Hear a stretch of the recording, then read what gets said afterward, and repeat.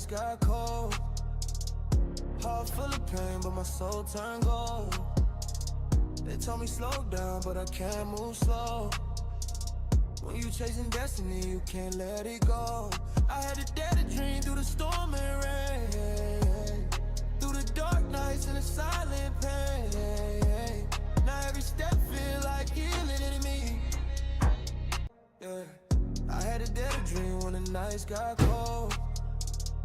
Heart full of pain, but my soul turned gold. They told me slow down, but I can't move slow. When you chasing destiny, you can't let it go. I had to dare to dream through the storm and rain, through the dark nights and the silent pain. Now every step feel like healing in me. Yeah, I had to dare to dream when the nights got cold. Heart full of pain, but my soul turned gold. They told me slow down, but I can't move slow. When you chasing destiny, you can't let it go. I had to dare to dream through the storm and rain, through the dark nights and the silent pain. Now every step feel like healing in me. Yeah, I had to dare to dream when the nights got cold. Heart full of pain, but my soul turned gold. They told me slow down, but I can't move slow. When you chasing destiny, you can't let it go. I had to dare to dream through the storm and rain, through the dark nights and the silent pain. Now every step feel like healing in me. Yeah, I had to dare to dream when the nights got cold. Heart full of pain, but my soul turned gold.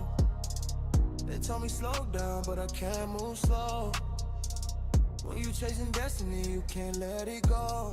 I had to dare to dream through the storm and rain, through the dark nights and the silent pain. Now every step feel like healing in me. Yeah, I had to dare to dream when the nights got cold. Heart full of pain, but my soul turned gold. They told me slow down, but I can't move slow. When you chasing destiny, you can't let it go. I had to dare to dream through the storm and rain, through the dark nights and the silent pain. Now every step feel like healing in me.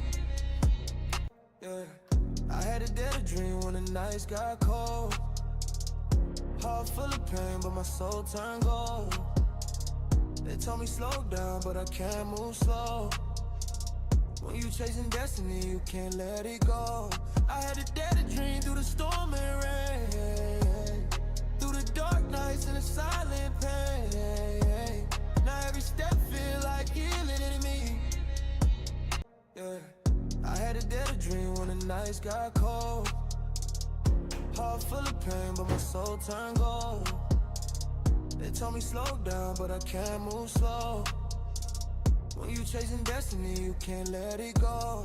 I had to dare to dream through the storm and rain, through the dark nights and the silent pain. Now every step feel like healing in me. Yeah, I had to dare to dream when the nights got cold. Heart full of pain, but my soul turned gold. They told me slow down, but I can't move slow. When you chasing destiny, you can't let it go. I had to dare to dream through the storm and rain, through the dark nights and the silent pain. Now every step feel like healing in me. Yeah, I had to dare to dream when the nights got cold. Heart full of pain, but my soul turned gold. They told me slow down, but I can't move slow. When you chasing destiny, you can't let it go. I had to dare to dream through the storm and rain, through the dark nights and the silent pain. Now every step feel like healing in me. Yeah, I had to dare to dream when the nights got cold. Heart full of pain, but my soul turned gold. They told me slow down, but I can't move slow. When you chasing destiny, you can't let it go.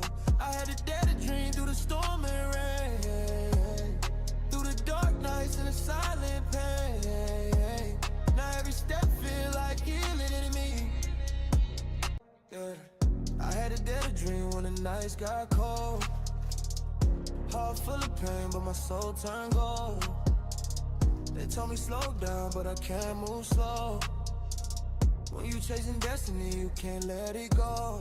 I had a dead dream through the storm and rain, through the dark nights and the silent pain. Now every step feel like healing in me. Yeah. I had a dead dream when the nights got cold. Heart full of pain, but my soul turned gold. They told me slow down, but I can't move slow. When you chasing destiny, you can't let it go. I had a dead dream through the storm and rain, through the dark nights and the silent pain. Now every step feel like healing in me. Yeah. I had a dead dream when the nights got cold. Heart full of pain, but my soul turned gold. They told me slow down, but I can't move slow. When you chasing destiny, you can't let it go.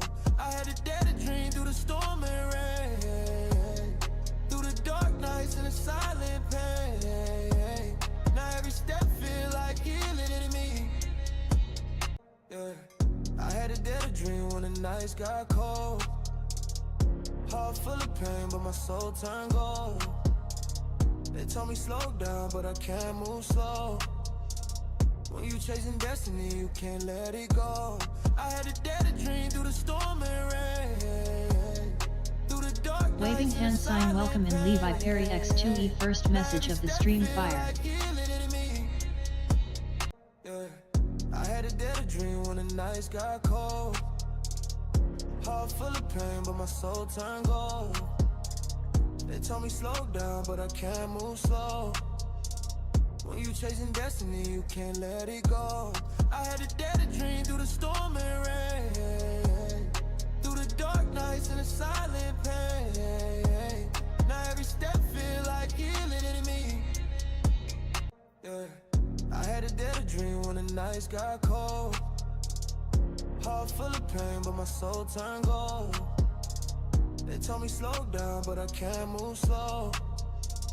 When you chasing destiny, you can't let it go.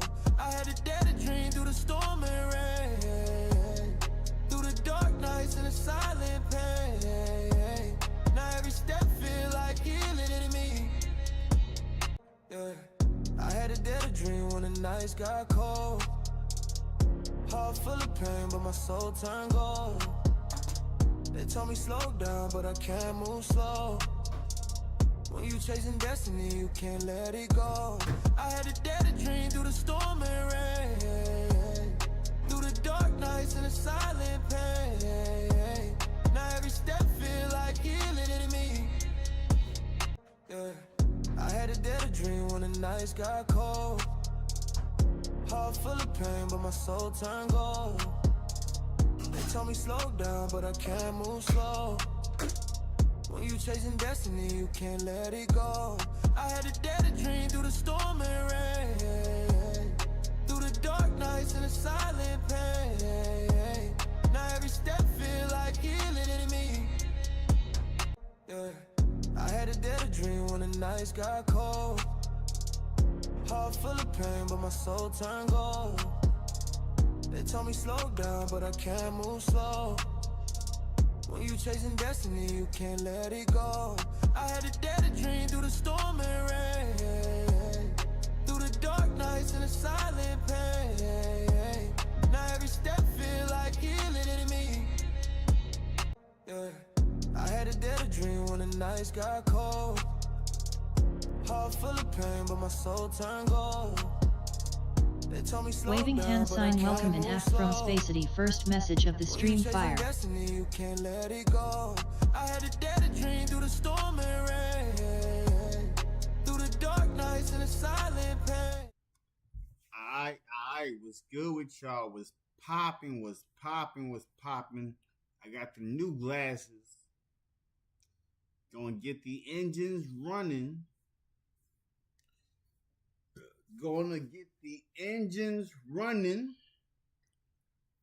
everybody subscribe to the channel. Like, comment, subscribe.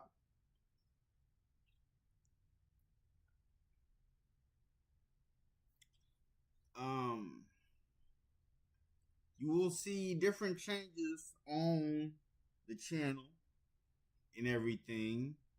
I will be updated, but the new things that y'all will see, you'll see momentarily. So what's good, everybody? How y'all doing? If you're watching, subscribe to the channel. Now let's get into these videos. And the first video is 26 minutes of Americans breaking down their monthly grocery bills is worse than you can afford.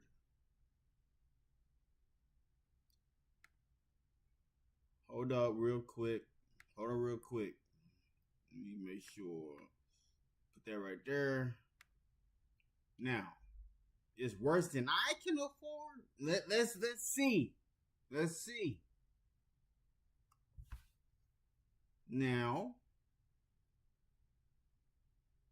make sure that y'all hear this correctly.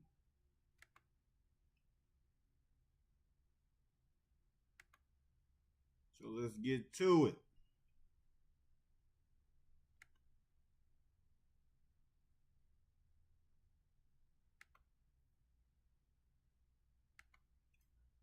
It's me. I only spend $300 a month on groceries to feed a family of 4, and I only go grocery shopping once a month. I spent $586 on groceries last month. As a 25-year-old that considers herself to be pretty financially responsible, here's where I splurge and how I save. We spend $1,000 on groceries and essentials every single month because groceries are expensive, but also we prioritize convenience. So let's do a quick Costco haul. Okay, $7.49 for some English muffins, $6.49 for bread, $11.49 for ketchup. I get this one, $6.49. Everything is super expensive. Ketchup, $11? $11 for some ketchup? Some of these items are so... So,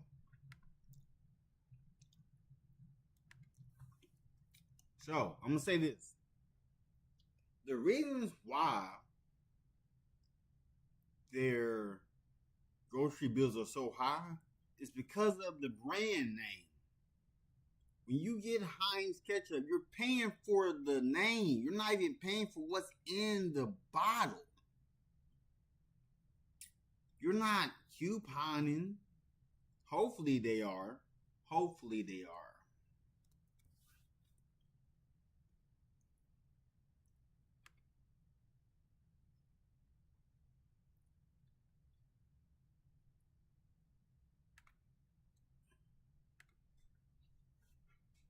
overpriced, I don't even know what to say. It's me. I only spend $300 a month on groceries to feed a family of 4, and I only go grocery shopping once a month. So let's go over our December grocery haul. I came in at $302.64. Let's see what we got. 4 gallons of milk this time because the dates are 12/27. So I have milk the whole month, and I buy extra in December because we drink a lot of hot chocolate. Bread, I make most of my own stuff. So I got 2 sandwich loaves and tortillas for convenience. 3 dozen. Coffee was expensive but cheaper than usual, so I got 2. I won't need to get any next month. 2 bunches of bananas, blueberries, 2 avocados because I still have some left, a cantaloupe, pears, clementines, apples, some frozen blueberries. That's it for fruit this month because last month I still have like an abundance of apples, clementines, and everything left over, so I don't need to stock up too much. Let's do vegetables from a culinary standpoint. I know like peppers are a fruit, but whatever. Mini peppers, we love these as a snack. Green beans, 6 pieces of zucchini, carrots and Brussels sprouts, multicolored peppers and green peppers, white mushrooms, 2 things of sweet potatoes, yellow potatoes, red and yellow onions, 2 packages of romaine, coleslaw mix, 2 bags of spinach. Let's do meat, 2 things of shaved beef, chicken breasts, chicken thighs, 2 packs of bacon, 2 packs of ground pork, 4 tubes of frozen turkey, 4 beef sausages, 3 breakfast sausage packs, stewed dairy, 3 pounds of butter, 2 blocks of mozzarella, 2 blocks of cheddar, heavy cream and sour cream, 2 blocks of cream cheese, some yogurt, American slices. Do some pantry items, some canned veggies. These are for my Christmas dinner. Cream of mushroom soup, pasta sauce, fried onion, veggies, peanut butter and barbecue sauce, veggies, queso and ketchup, Caesar and Parmesan, buffalo sauce and olive oil, ranch and parsley. For my Canadian friends, I got real maple syrup this time. Chocolate chips, 2 packs, 5 bags of pasta to stock up, croutons. The only snack item I got was these cheddar turtles. I got riced cauliflower for the freezer and 10 pounds of flour. Now that is how you grocery shop. That is how you grocery shop. You see, you get all of that produce, you get all them veggies, all that fruit, the bread included, the milk, all for $300 and some dollars. See, the reality is groceries are expensive. Groceries are incredibly expensive in 2026, and it doesn't look like the prices are going down anytime soon. So that means you have to change what you're doing in your life and how you grocery shop in order to meet your needs and stay within your budget. The truth of the matter is, she states that she shops at Aldi. And that is very important. People have to recognize that all grocery stores are not made the same. There's grocery stores like Aeron over there in California that'll charge you an arm, a leg, and a kidney stone. If y'all cannot tell, that's my new saying, arm and a leg and a kidney stone. Lord have mercy. But they'll charge you an arm and a leg and a kidney stone in order to get you just some food for the week. That's crazy. So you have to make sure that when you're going shopping, you're picking where you're going carefully, such that you're not breaking the bank whenever you're trying to make food just to eat for the rest of the month. So when you're going grocery shopping, you have to ensure that you're picking and choosing where you're shopping carefully, because if you don't, you'll find yourself breaking the bank just trying to feed yourself for the rest of the month. I spent $586 on groceries last month. As a 25-year-old that considers herself to be pretty financially responsible, here's where I splurge and how I save. January was a long month. There was an extra week. I had my friends over multiple times, and my boyfriend came to stay with me for a week as well, so a lot was contributing to the high grocery spend this month. In the winter, I'm also just not really going out as much and cooking in a lot more, so my restaurant spend was significantly lower than it typically is to balance that out. I did go through a phase where I was trying to really cut back on groceries and spend as little as possible, but if I'm being totally honest with myself, I don't enjoy that. I love going to the grocery store on a Friday night to pick out exactly what I want to cook that night. I love Instacarting my groceries to save an hour or two on a Sunday so I can film a YouTube video instead. I love walking through Sam's Club and buying my favorite brands in bulk. In my opinion, as long as I'm actually eating the foods that I'm buying and prioritizing my health, I will always fit it into my budget. And this is a good conversation to have. It's important to note that every month, your groceries aren't necessarily consistent. The amount that you're going to have to pay is variable considering who you're going to be around that month, who's over your house that month, and whether or not you have some special meals or some special kind of events that you want to have at your home. And so you'll find yourself some months spending, $200-300, and other months spending $500 or $600 simply because of those circumstances that have to be accounted for. But that is all the more reason why it is important to keep track every single month how much you're spending on groceries, because that way you can have a good ballpark on how much you're spending, even if there's little discrepancies here and there. This way, based upon that estimate, you'll be able to know, okay, this month I'm going a little crazy, maybe I need to put one of these eggs back. And that month, maybe I could pick it up a little bit. Am I sure that I got everything that is needed back at home? These kinds of good habits is just what it takes in order to be financially responsible, especially in 2026. We spend $1,000 on groceries and essentials every single month because groceries are expensive, but also we prioritize convenience. So let's do a quick Costco haul. 5 dozen eggs. There you go. Coffee. Chicken and vegetable dumplings. Crunchy glazed chicken. We've never tried these, but this brand is awesome. Bananas. You guys are gonna roast me on this one because it's almost all packaged food. A sweet treat. Lasagna. I don't like this, but my husband does, so he'll be eating it. Some bagels for sandwiches and avocado toast. How much could you save by switching your car insurance to Allstate? Well, let's say this is you. Hello. And this is you with $713. Woohoo! Dr. Pepper. We definitely splurge a lot on drinks. And watermelon. How many did you get? 3. The Costco watermelons this year have been really, really good. We only had one that was questionable, but all the others have been 10 out of 10. 3 tubs of Greek yogurt. Milk for smoothies. And 3 bags of frozen berries. And the only non-food item is this OxyClean.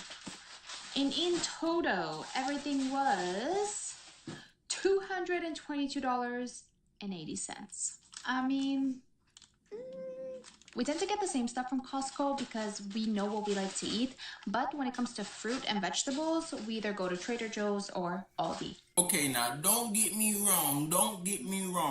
$1,000 does indeed sound like a bit much, but you also have to consider there are 2 people in the household, especially a man.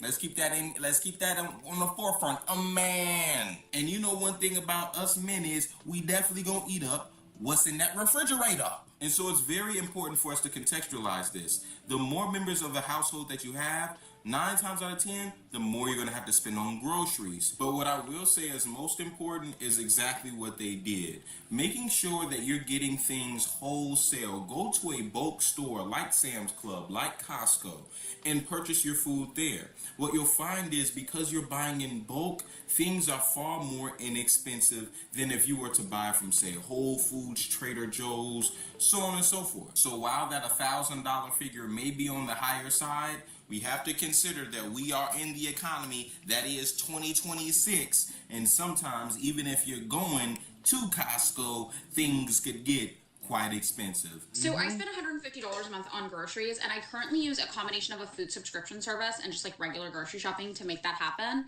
I currently use a combination of a grocery subscription service and just regular grocery shopping to achieve this. But in the past, I only did regular grocery shopping, and I do have my complete 2-week $75 grocery shopping plan that I used to use up on my Patreon. It's only $3 to access it, and there's a bunch of stuff there. There's a link on my thingy thing if you want to go look at that. And that goes into like explicit detail, like every single recipe, how much everything costs on the recipe. And then also what I just did is I would make dinner and then I would use the leftovers from dinner as lunch the next day. And then there was just like a bulk plan for my breakfast buying. But if you don't want to spend $3 to look at that, I understand. And I'll just tell you some of my general grocery shopping tips for how to keep your grocery budget low. Okay, number 1, buy in bulk whenever possible. I bought a giant bag of rice from Costco in 2019 and I am about 3/4 of the way through it. And I eat rice a lot, like almost every single meal. Number 2, use a lot of grains in your meals. Anything like rice, lentils, beans, those are going to be really, really affordable. And also like beans are a great source of protein. I keep mine in containers like this just on my kitchen counter. And then I have dried beans in my pantry, but I also sometimes do get canned beans, especially when they're on super discount. The next one, if you have a little extra hanging around for the month and you see like a mega sale on something canned, you might want to just pre-buy it if it's something you know you use a lot. I once went wild on a sale and bought like 30 cans of canned tomatoes, but it's because I cook with canned tomatoes all the time. I use them to make curries, I mix them with beans and rice, like I do all sorts of stuff with that. Okay, next, as a general rule of thumb, try to avoid anything that comes in a package. It will be more expensive. And if you do have to buy something that comes in a package, like, for example, spices, buying them in the plastic packages like this is always going to be cheaper than buying them in a glass container. You're paying for the glass container. Get the little plastic packages whenever possible. Okay, next, consider growing your own like herbs to use on things. They're really, really easy to grow. You can just get like a mini little thing in your kitchen, set it up in the window if you get good enough light, and you can probably grow a bunch of herbs, which will save you so much money on spices too.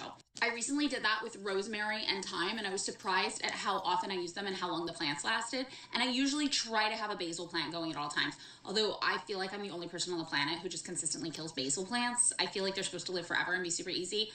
Not for me, apparently. I don't fucking know. Another tip is if you're buying something that comes in a package like milk, for example, non-dairy milk. I don't drink dairy milk. So when I go to get my non-dairy milk in the package, there are 2 different ways you can buy non-dairy milk. You can buy it like cold in the refrigerated section, but you could also buy shelf-stable little boxes of it that are like $1.99. Way cheaper than the regular milk. I get 4 of those at a time and it lasts me forever. Okay, next, always go into the grocery store with a meal plan. If you're just buying random things, you're not going to use it. It's not going to work right. Come up with a meal plan, something like what I have up on my Patreon, ideally. And the perfect meal plan will start heavy on fresh produce and will end heavy on grains. And the middle will be kind of like veggie dump recipes, I call it. I know it's not a fucking appealing term, okay? That's where you just throw all of the vegetables that are about to spoil in things like curries or jambalayas, just anywhere you can put them before they go bad. By the end of the week, I'm eating like tomato soup and grilled cheese, but it's still really good. It just uses a lot more canned products, you know?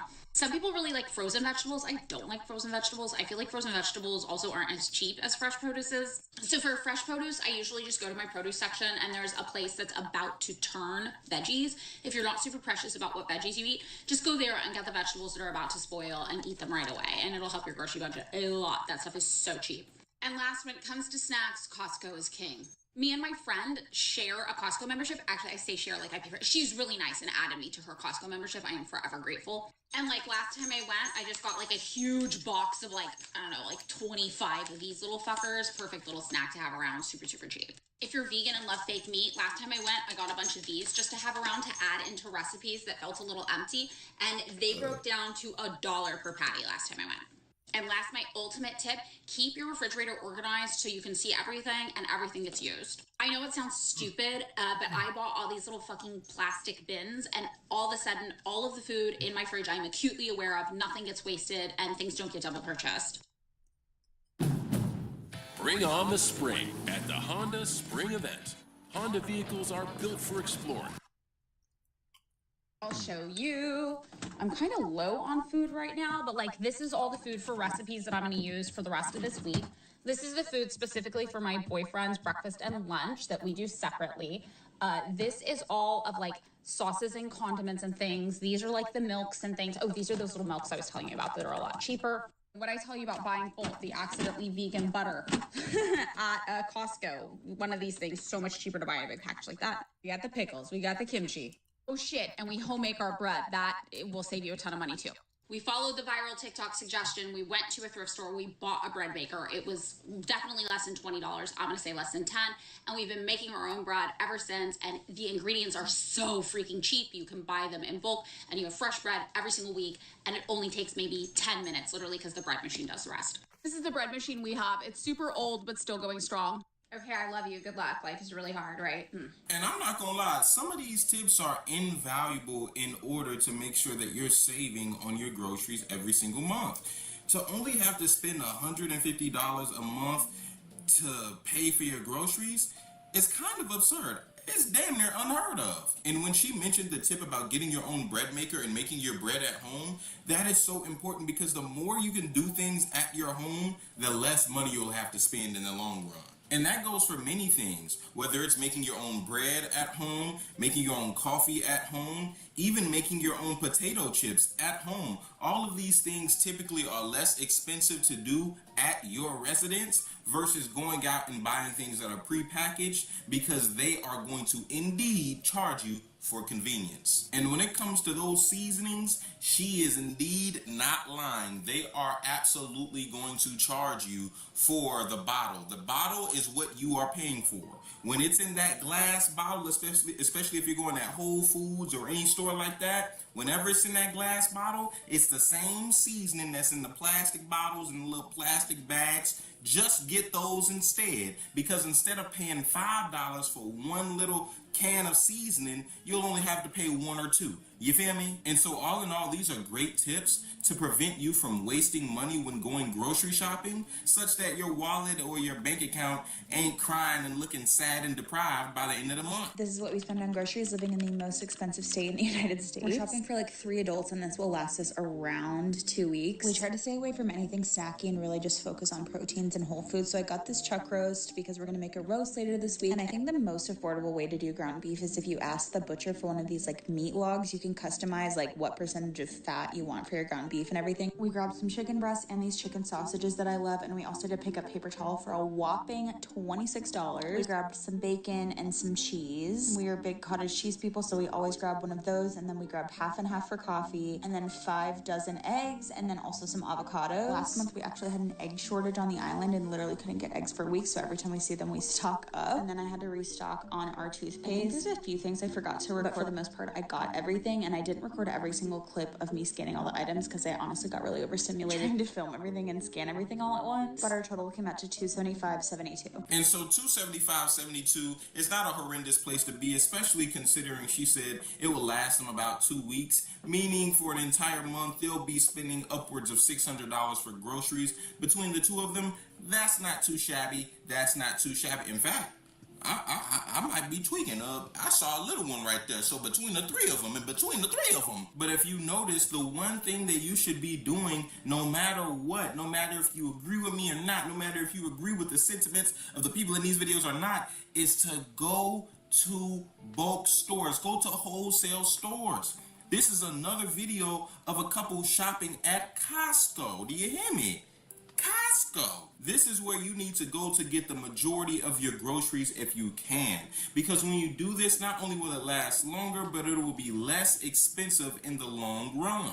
I'm at Aldi, and sometimes it can be really overwhelming, so I'm going to show you guys what I get and how cheap it is here. I went to Kroger and spent $160 the other day, and I didn't even get anything that we could eat for dinner. So I'm going to take you through Aldi and show you guys some of my favorite things ever. Their sourdough is so good. It only has 3 ingredients: flour, water, and salt, and it's $3.30. I also love this bread. If you like the Ezekiel bread, that's like $8, then this is perfect too. They're $3.95 and $4.25. Now that's still expensive, but definitely a lot cheaper than most places. This milk is $4 for the 14 grams of protein. If you drink the Fairlife milk, this is pretty much what that is. But this is also cheaper for the organic. Auto insurance all seems the same until it's time to use it. With USAA, it's easy to file claims, schedule repair.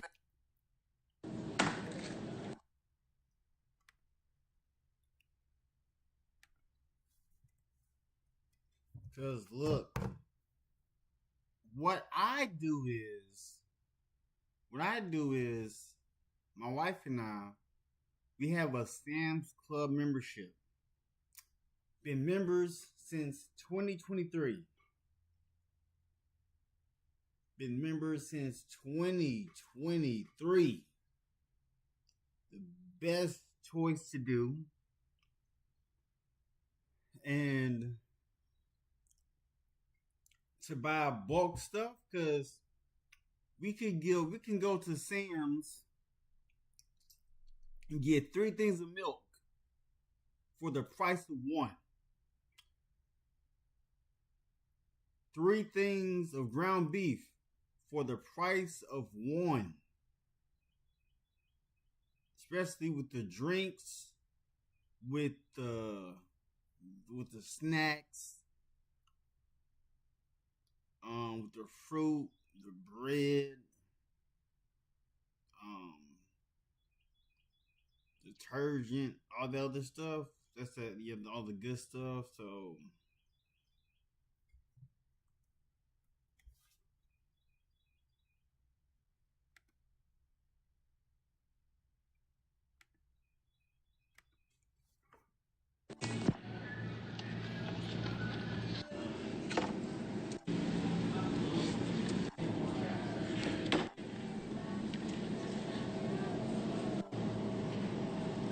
this peanut butter has like palm oil and nasty stuff, and this only has organic peanuts and sea salt. So love that. Obsessed with this popcorn, and it's $2. So cheese selection here is so good. The exact same meat every time we come here. Their steaks are some of the best steaks I've ever eaten in my entire life. And I get the petite sirloin, 3 of them. This is only $11, so we'll probably get some bigger ones. Literally, their steak is so good. Oh my gosh, if you haven't had it, you have to try it. I like to do this organic ground beef. Get 2 of those. Their organic chicken is $5 a pound, so we're gonna get a few of these.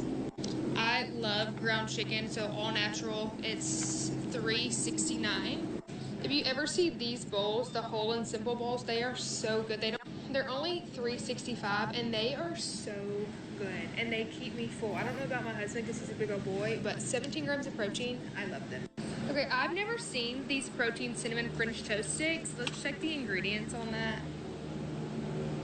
Yeah, so I won't be eating those, but if you don't care about ingredients, 12 grams of protein and some French toast sticks. That sounds really good. I've had these before. They taste just like the Kodiak waffles, so definitely recommend if you're into the big protein stuff. I love these. This is literally what I come to Aldi for, is their avocado oil. It is the best, and it's $7. I also love the spray olive oil, and it's only $3.35. My husband loves this oatmeal. It is the oat and flaxseed oatmeal, so I get 2 boxes, 3 boxes every time I come here. Anyway, here's the oatmeal that he loves. Let's see the ingredients. Like, so good for you. It's $1.15. Like, come on. I I love this pasta. Usually whenever I buy pasta, like protein pasta, it all sticks together and it's really slimy. This is the only pasta that I found that's not slimy whenever you cook it. And also my husband eats it. So, yeah. It also has 12 grams of protein in a serving of this chickpea pasta. So, hell yeah, I'm gonna get it. This, literally, I get 3 boxes at a time because we're so obsessed with the mac and cheese here, it's bad.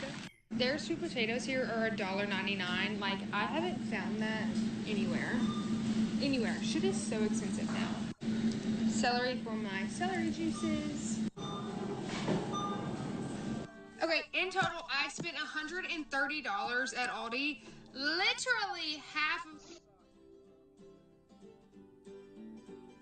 And this is exactly how it's supposed to be. Shopping at Aldi is such a cheat code. People just don't know. I, in fact, need to do better myself at shopping at Aldi because I know for a fact the few times that I have shopped there, things are oftentimes far more affordable and you can find things that are just as high quality as some of the other stores that you may be familiar with. But what a lot of people think is because it's Aldi and things are a bit cheaper, they must be doing something fishy with the food. Why are the prices that low? Which, you know, it's a valid concern. We are in a capitalist system, and usually when prices are that low, something's going wrong.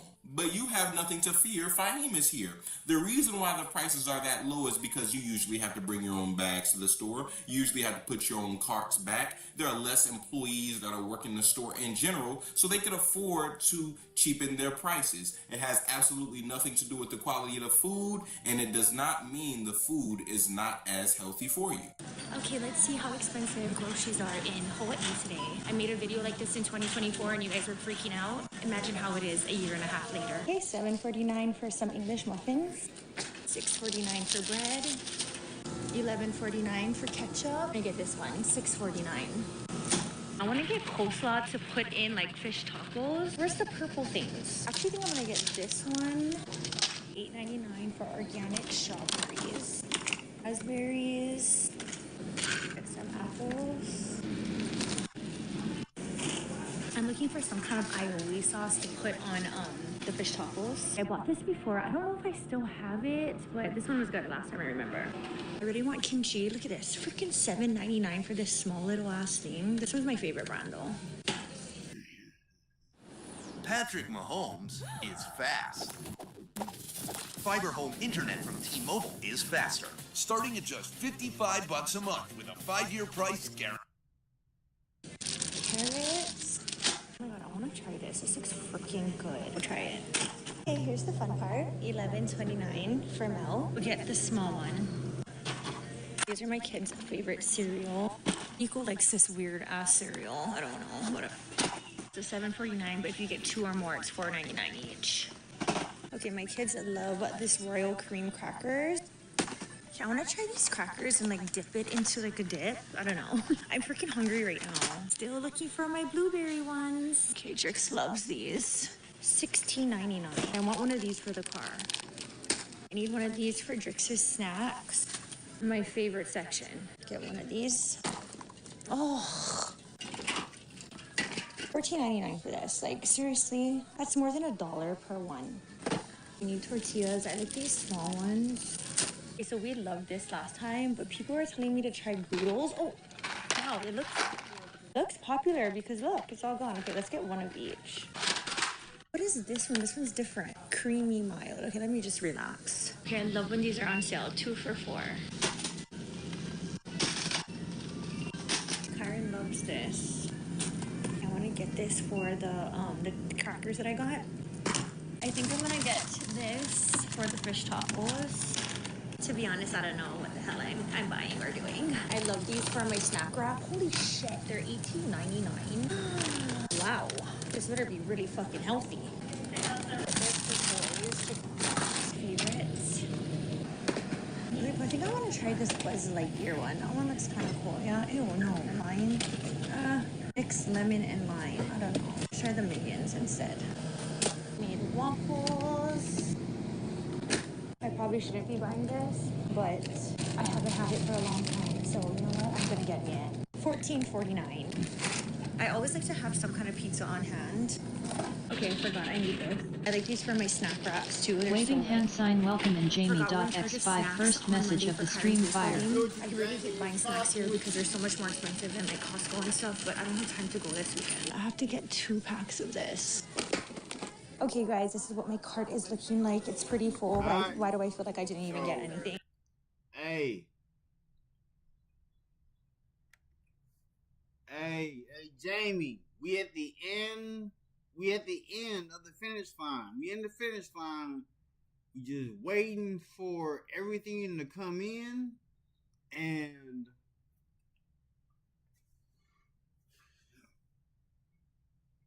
I'll be back. I'll be back working. I'll be back working because working for myself is way better. Like I am the one who says when I officially start back working, and I'm gonna start back up my medical courier stuff, and we're gonna be back in action. So I got the new logo ready for everything. And when I get my vehicle, I will let my my contractor know when I'll be able to go all in.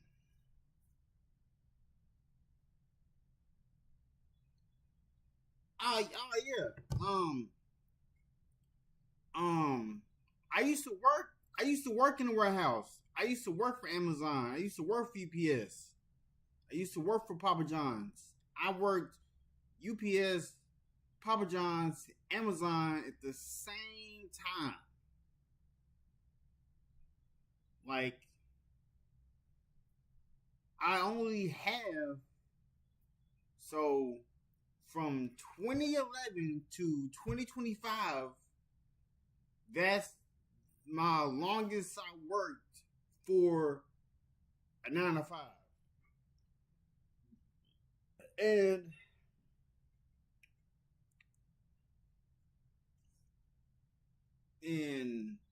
I'm gonna give my body rest before I go all in. Because once I get back to doing what I do to make money, everything is going to be falling into place. Yeah, because I don't like being lazy. Being lazy, I be feeling weird when I'm not doing something. So the reason why I haven't been on here is because I've been making calls to get things. Well, I appreciate that, Jamie. I've been making calls to get things going.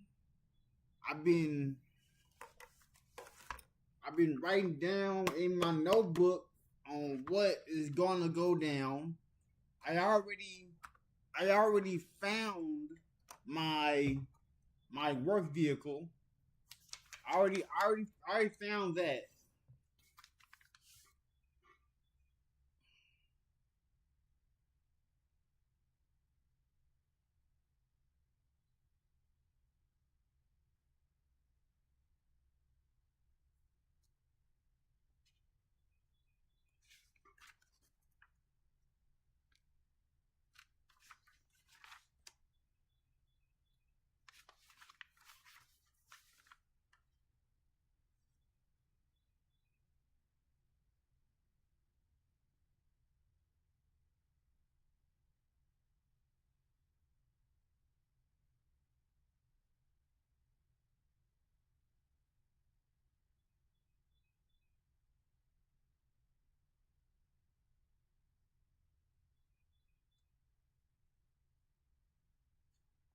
So I got all the paperwork and everything. So I'm just waiting. I got things that are gonna get paid off.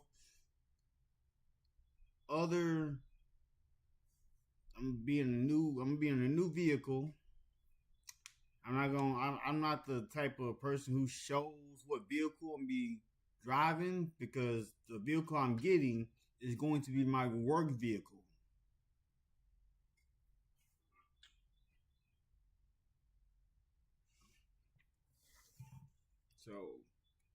So yeah. I'll be right back though. They wouldn't believe me. They wonder where I got a drip from. I told them it came from a bottle of Fiji. They wouldn't believe me. They wonder where I got a drip from. I told them it came from a bottle of Fiji. They wouldn't believe me. They wonder where I got a drip from. I told them it came from a bottle of Fiji. They wouldn't believe me. They wonder where I got a drip from. I told them it came from a bottle of Fiji. They wouldn't believe me. They wonder where I got a drip from. I told them it came from a bottle of Fiji. They wouldn't believe me. They wonder where I got a drip from. I told them it came from a bottle of Fiji. They wouldn't believe me. They wonder where I got a drip from. I told them it came from a bottle of Fiji. They wouldn't believe me. They wonder where I got a drip from. I told them it came from a bottle of Fiji. They wouldn't believe me. They wonder where I got a drip from. I told them it came from a bottle of Fiji. They wouldn't believe me. They wonder where I got a drip from. I told them it came from a bottle of Fiji. They wouldn't believe me. They wonder where I got a drip from. I told them it came from a bottle of Fiji. They wouldn't believe me. They wonder where I got a drip from. I told them it came from a bottle of Fiji. They wouldn't believe me. They wonder where I got a drip from. I told them it came from a bottle of.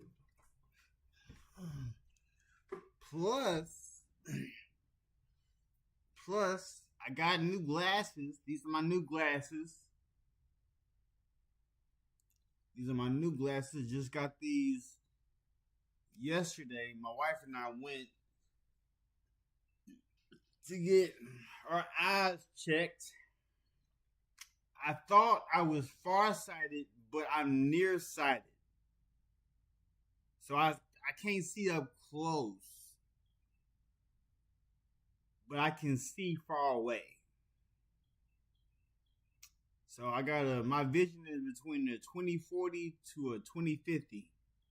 But when I got these glasses on, it's a 20/20. And then when I take them off, like, my eyes tear up. And I plan on getting another tattoo on this arm, because I have 1, 2, 3. Yeah, I got 4 on this arm. I'm gonna get the first one touched up.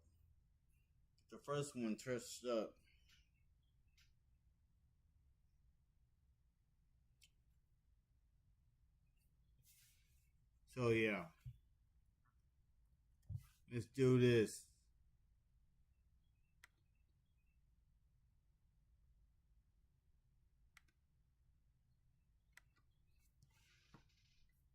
Okay, so you guys know the drill. Whoever guesses the closest to the amount that I spent will get a $20 gift card to wherever you want. I can't believe how much I freaking spent, and like I said, I feel like I literally got nothing. Like, seriously. Now, I don't know what's going on in Hawaii, but that is not how you grocery shop. Everything is super expensive. Ketchup, $11? $11 for some ketchup? Some of these items are so overpriced, I don't even know what to say. But let's also take a moment to not just talk about the prices, but the kind of food that she's getting. What kind of meals are you making with this? Most of the items that she put inside of that cart were snacks. Snackaroos. And so not only is she paying a pretty penny for everything, but these are not meals, which mean they are not going to last. And so when you're talking about longevity, not only in terms of your health, but how often you're going to have to be grocery shopping to begin with, this is not it. You're going to be going back and forth to the grocery store, wondering why you're having to pay for so much. But when you take a look at your cart, you're realizing not only are you engaging in a bunch of unhealthy garbage, but also a bunch of items that ain't even gonna last you the week. And so when we're talking about how to properly grocery shop, these are the kinds of examples that we need to be on the lookout for to show us what not to do. You feel me? But overall, what did you guys think about the video? I just wanted to have a discussion about how much people are spending in regards to them grocery shopping and the kind of tips and tricks that you could be on the lookout for to make sure that you're doing what you can do to be saving money whenever you're out shopping for yourself. But thank you for tuning in. Make sure you like, comment, subscribe if you would like to see more. And I will see you in the next one. Deuces. I asked more than 1,200 Americans aged 70 and older this question.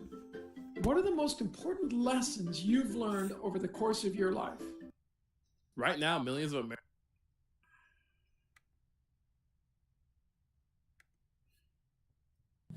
They wouldn't believe me. They wonder where I got a drip from. I told them it came from a bottle of Fiji. They wouldn't believe me. They wonder where I got a drip from. I told them it came from a bottle of Fiji. They wouldn't believe me. They wonder where I got a drip from. I told them it came from a bottle of Fiji. They wouldn't believe me. They wonder where I got a drip from. I told them it came from a bottle of Fiji. They wouldn't believe me. They wonder where I got a drip from. I told them it came from a bottle of Fiji. They wouldn't believe me. They wonder where I got a drip from. I told them it came from a bottle of Fiji. They wouldn't believe me. They wonder where I got a drip from. I told them it came from a bottle of Fiji. They wouldn't believe me. They wonder where I got a drip from. I told them it came from a bottle of Fiji. They wouldn't believe me. They wonder where I got a drip from. I told them it came from a bottle of Fiji. They wouldn't believe me. They wonder where I got a drip from. I told them it came from a bottle of Fiji. They wouldn't believe me. They wonder where I got a drip from. I told them it came from a bottle of Fiji. They wouldn't believe me. They wonder where I got a drip from. I told them it came from a bottle of Fiji. They wouldn't believe me. They wonder where I got a drip from. I told them it came from a bottle of Fiji. They wouldn't believe me. They wonder where I got a drip from. I told them it came from a bottle of Fiji. They wouldn't believe me. They wonder where I got a drip from. I told them it came from a bottle of Fiji. They wouldn't believe me. They wonder where I got a drip from. I told them it came from a bottle of Fiji. They wouldn't believe me. They wonder where I got a drip from. I told them it came from a bottle of Fiji. They wouldn't believe me. They wonder where I got a drip from. I told them it came from a bottle of Fiji. They wouldn't believe me. They wonder where I got a drip from. I told them it came from a bottle of Fiji. They wouldn't believe me. They wonder where I got a drip from. I told them it came from a bottle of Fiji. They wouldn't believe me. They wonder where I got a drip from. I told them it came from a bottle of Fiji. They wouldn't believe me. They wonder where I got a drip from. Alright, so this next one, this next clip, the great quit. Why people are done with work. Why people are done with work. Listen.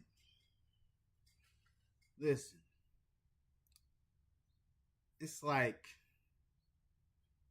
being an entrepreneur, you can see how life is like totally different. Like everybody in America experiences life totally different. And I can tell that how I see life is different than how everybody else sees life. So there are some people who work and do one source. I do multiple sources of income so that all of my ducks are in order. But let's see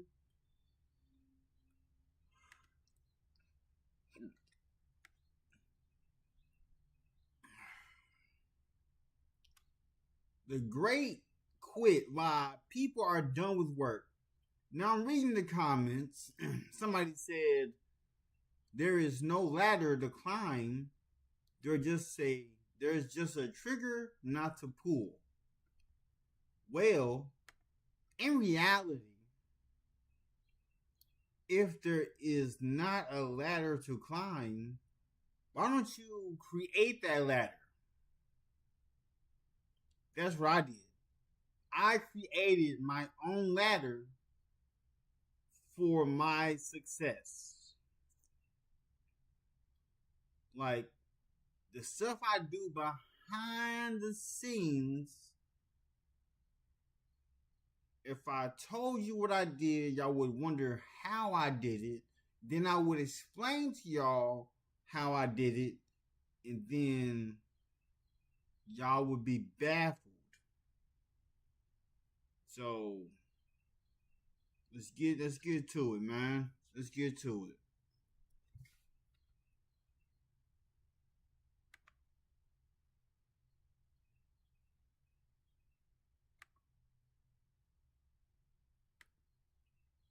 Americans are making one decision out here that can either change their life or completely tear it apart. Quit my job after 24 years of solid work. I'm done. I'm not gonna work anymore. Having a job is literally telling yourself you're going to quit your job every single day.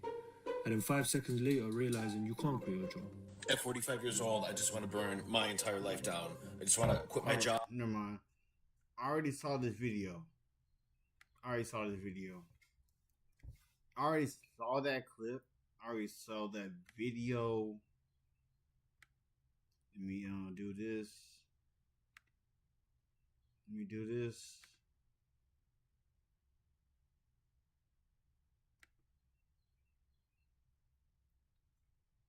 I think Alright.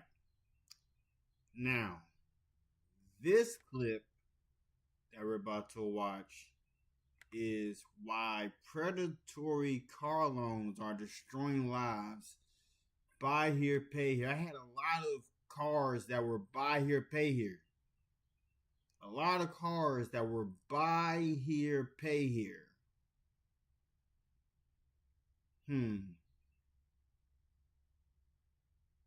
Because you are looking at a person who has had a vehicle from a buy here, pay here lot. I used to have a 2009 Chevrolet Cobalt.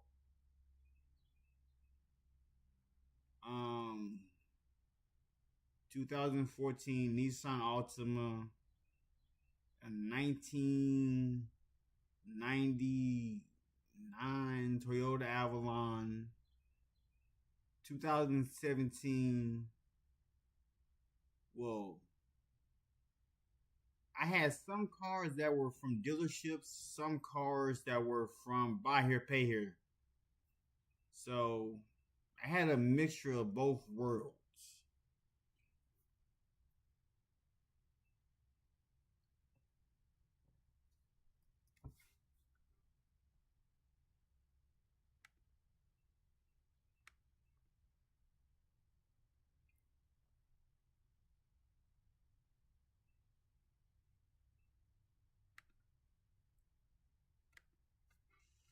Taxes are something that makes all of us panic, whether or not you want to admit it. Being able to pass my taxes to a TurboTax expert means that I have to only collect documents, I give it away, and then they will let me know when it's ready to go. That is 1 minute of me thinking about it, and that allows me to do everything else in my life. Now Taxes is filing without breaking a sweat.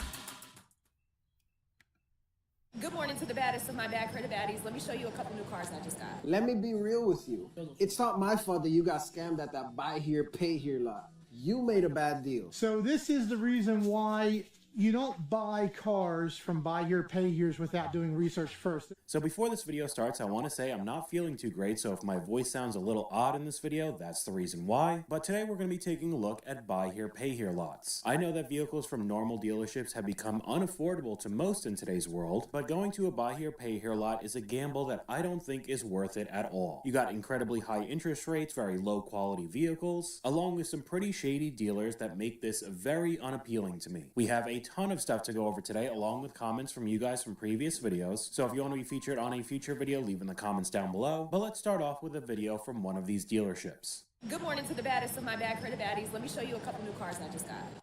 This is a 2014 Mazda 6. This is available for buy here, pay here, in-house financing, no credit check required. Look at the inside, so nice. Every time we have these, they always go super fast. This is a 2016 SRX. I think this one is probably going today, but you know, if it's still here, come get it. These two Altimas are here along with this Camaro. Both of these E350s are still available for buy here, pay here as well. And it just keeps going on and on, showing more vehicles. However, oddly enough, she never talks about the prices of these vehicles. And that's not even the worst part when it comes to these lots. Most of the time, they are cheaper than what you'd see at a Toyota dealership, but it's the financing and the interest rate, along with purchasing a vehicle that's not in great shape. Let me give you guys a little advice when you're buying a used car. Especially you guys who like to go to buy here, pay here, you know, no credit, no problem, no money down. You take the car, no questions asked. Yeah, right. Those people do not have your best interest as a customer in mind. They are just trying to sell a used car for a ridiculous amount of money. If you go to a buy here, pay here, or actually any dealership, realistically, if they're scumbags, they're going to be scumbags, right? What they do is they get a car, they clean it to the T, they make it look immaculate. They'll put that shiny Armor All on everything, the dashboard, the seats, the floor, the tires. They'll make it look great, right? Which I personally think Armor All looks like. But to each their own. They will make that car look spotless inside and out, including the engine bay. What you don't see is them clearing the check engine code. We just had a customer come today. She just bought a car from a buy here, pay here, literally temp tag on the car, and she's got codes. Now, what these places will do is they'll sell you a car and they'll sell it as is, no warranty. You'll take a look at the car and you'll go, well, it's a nice car. It runs good, looks good. I'll take it. And then you just get completely screwed. We even heard in the first clip the salesperson talking about how nice the interior was. Pretty easy to clean that up in 5 or 10 minutes, but you sweep all the other issues that are wrong with the car under the rug. And we can move right over to the next clip with the same creator, the mechanic, showing you an example of a buy here, pay here car that is completely rusted out. So this is the reason why you don't buy cars from buy here, pay here's without doing research first. This vehicle was bought, what is this, 2000 what, Bryce? 2004 Chevy S10 pickup. And they bought it for how much? $6 grand a year ago from a buy here, pay here. They've been having problems with it. And as you can see, the amount of rust on this vehicle. This is why if you're buying from a buy here, pay here, at least take it to your mechanic first and have them evaluate it. Because say this customer would have brought it here and we would have looked at it, we would have told them absolutely not. Do not buy this vehicle. Didn't we do that with Melanie? Yes, we did. Yes, we did. See, now look, they replaced the shackles back here, but like look at all the rust on this. Like it's insane. Like the amount of rust. Like they're gonna lose this soon. They're gonna lose this one. This is already rotted out. Look at it. Look, you can see there's the bed liner right there. The bed is rotted completely through. This cross member's rotted. This is rotted up here.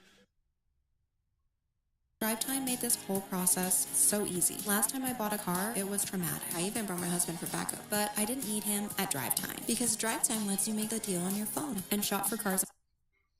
And now, unfortunately, you're just stuck with the vehicle. Hopefully this customer paid in cash, so they still wouldn't be paying monthly for this vehicle because they've only had it for a year, but the rust is only going to get worse. We got a pretty crazy comment from you guys right here. My friend's brother owns a buy here, pay here lot. He's talked about how he's had cars repossessed 4, 5, and 6 times and just continues to resell them, but takes advantage of people. His only question is how much you could afford per month, and then he figures it out sometimes as 10, 12, or 14-year loan payments on a 15-year-old car. I hope this comment isn't true, it's just some form of rage bait, but as we're going to see throughout this video, there are a ton of people getting bad deals left and right. We have one up on screen right now, buying a 2008 Prius with 170,000 miles from a buy here, pay here lot, and then still paying $388 a month for 3 years. And even if she didn't put a dime down for her down payment, she would spend about $14,000 on this car. I know it's a Prius, so it's pretty reliable and the gas mileage is solid, but you can't tell me a 2008 in 2026 is worth $14,000 when it's also pushing 200,000 miles.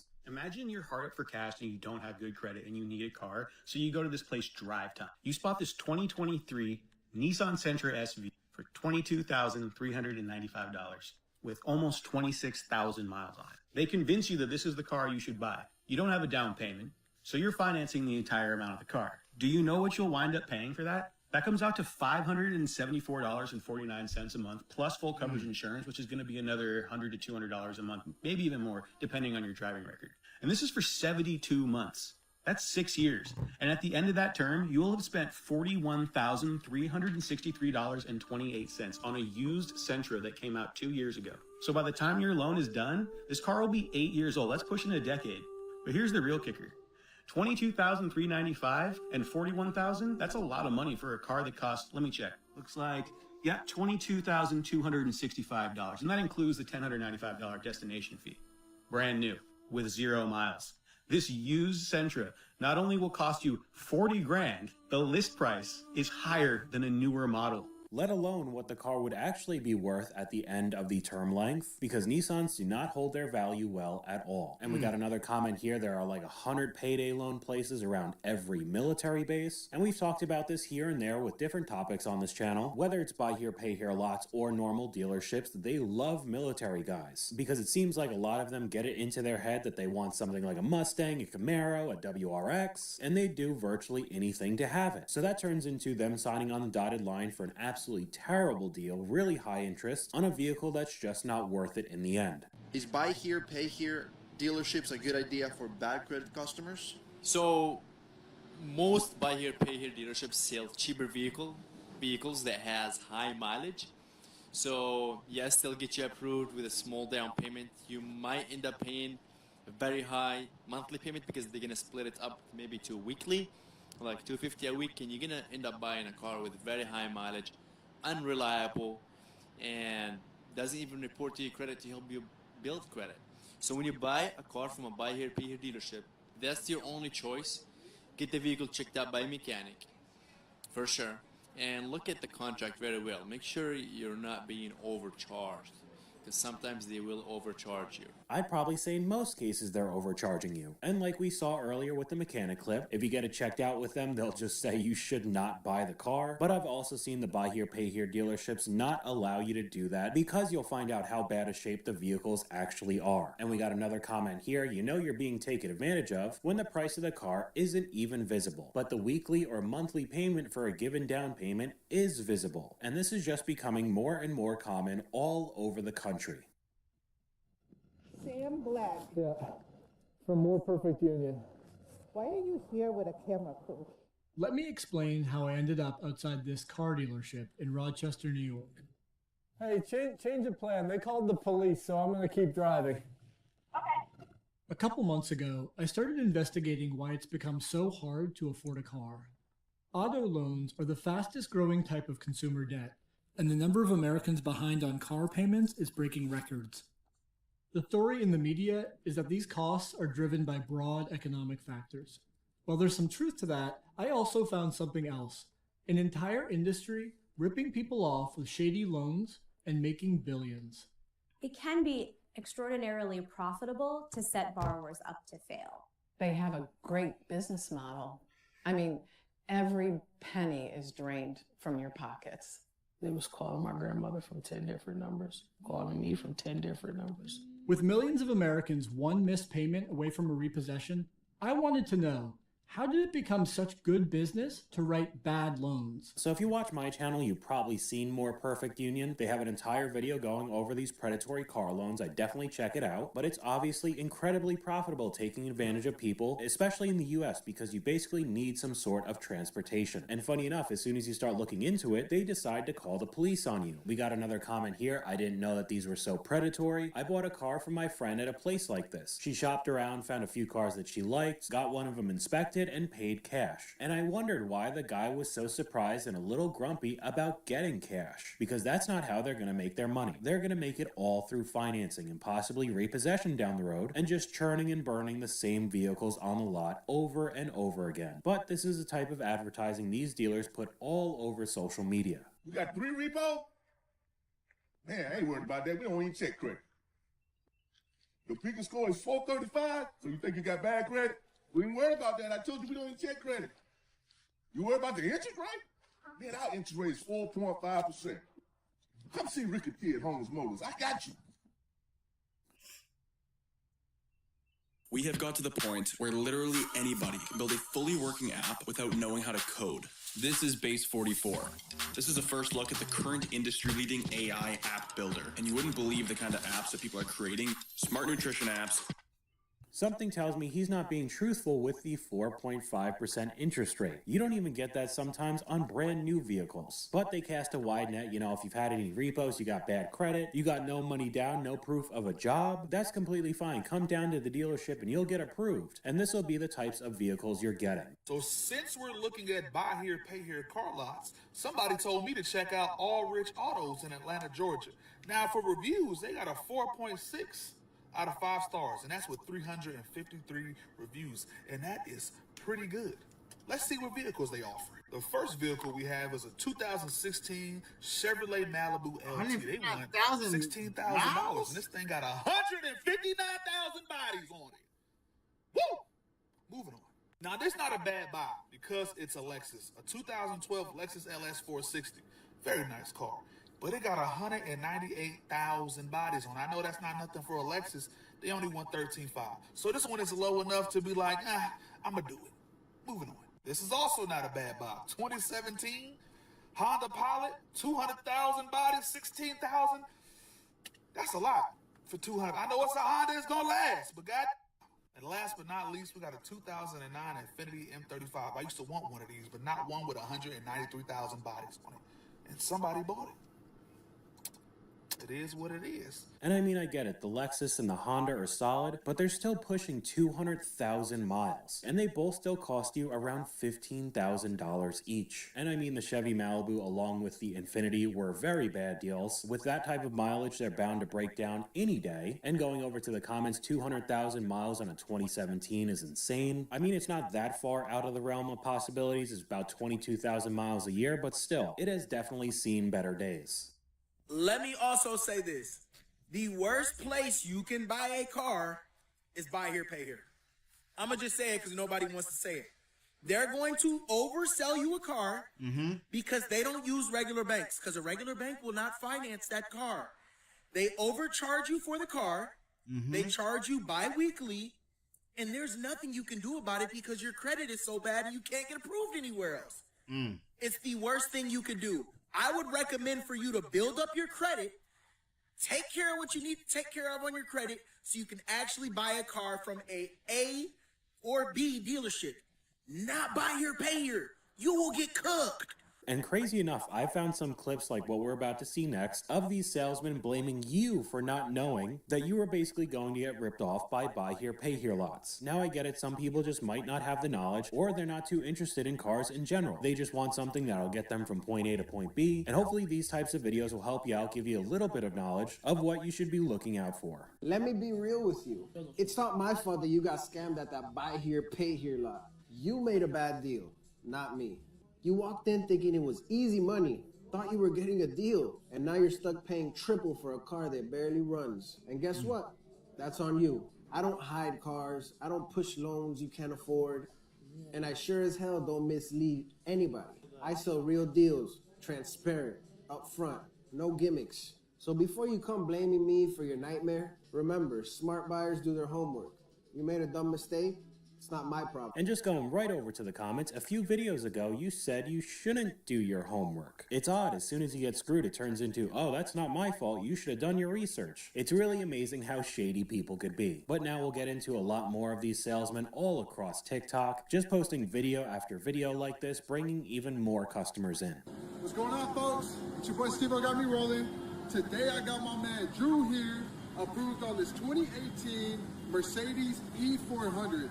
First time buyer. Guys, as you know, all you need is your ID, piece of mail in your name. Go ahead and shoot me a DM at Steve got me rolling. We'll get you rolling off today. And there are a ton of videos with this exact formula. They are a first-time buyer, so they're basically just a kid. Only have to put $500 down and you get to drive around in a Mercedes-Benz, make you look like you're super rich. We're not going to talk about the monthly payment, the interest rate, or the term length though. Just think about having that Mercedes badge on the front and back of the car. Another one up on screen, first-time buyer approved. Another $500 down on a 2019 Mercedes. It's the same story over and over again. We go over to the comments. Repo Man has an air tag. His kid is going to inherit those interest payments, 25% APR, $1,100 a month with 100,000 miles on the car. Repo Man already warming up his rig. And we got another one, approved 2022 Chrysler 300, only $1,000 down, $586 a month. And going over to the comment section, $586 a month, probably 84 months, and you do the calculation. And if this is the situation she's in, she'd be paying almost $50,000 for this Chrysler at the end of the day. And another comment, you gotta be putting trackers in these. We'll talk about that in a little bit. But another thing that I see constantly when it comes to cars on social media in general are all of these scam accounts just lying to you. 2021 RAV4 Hybrid XLE Premium. Full price is only $7,000. Down payment $200 and your monthly payment would be $300. Even if this had 200,000 miles on it would still be worth more than $7 grand. And there are a ton of accounts like this. It's literally called cheap cars for sale under $2,000, even though if you take a look at every one of the posts, they're over $2,000. But what this most likely is just a scam. You see a deal that's too good to be true. You contact them saying that you want to buy it. They'll probably ask for the down payment up front, even if it is just a couple $100. You send it to them and just get ghosted. It's just another way to prey on people who are desperate for a vehicle. And up next, we got a clip that we've seen on this channel before, but is a prime example of the consequences of you buying a car from one of these lots. All right, guys, so hear me out. I got a customer that just came in on this 2010 Volvo. Has about 97,000 miles. Been having issues with it. The worst part about it, this gentleman owes, and it is really rough inside. You guys can see this. It smells really bad. This man owes $14,000 on this car. Dang. It has 95,932 miles on it. There's a total loss report on the Carfax. I mean, this is as bad as it gets. Yeah, so total loss, click that. Total loss report in 2023. Total loss report. I feel bad for this guy, man. This car is worth absolutely nothing to. And in the description, he said that the customer did buy it from a buy here, pay here lot. Going over to the comments, $14,000 left. What is he paying? $42 a month? And the creator responds he was paying $460 a month, almost $500 for this thing that has almost no value. But it doesn't matter to these dealerships. They post these types of videos all the time.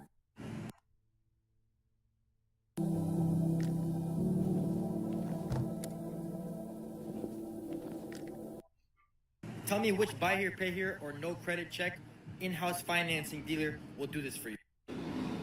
2,000 down, you're riding. 1,000 down, you're riding. 3,000 down, you're riding.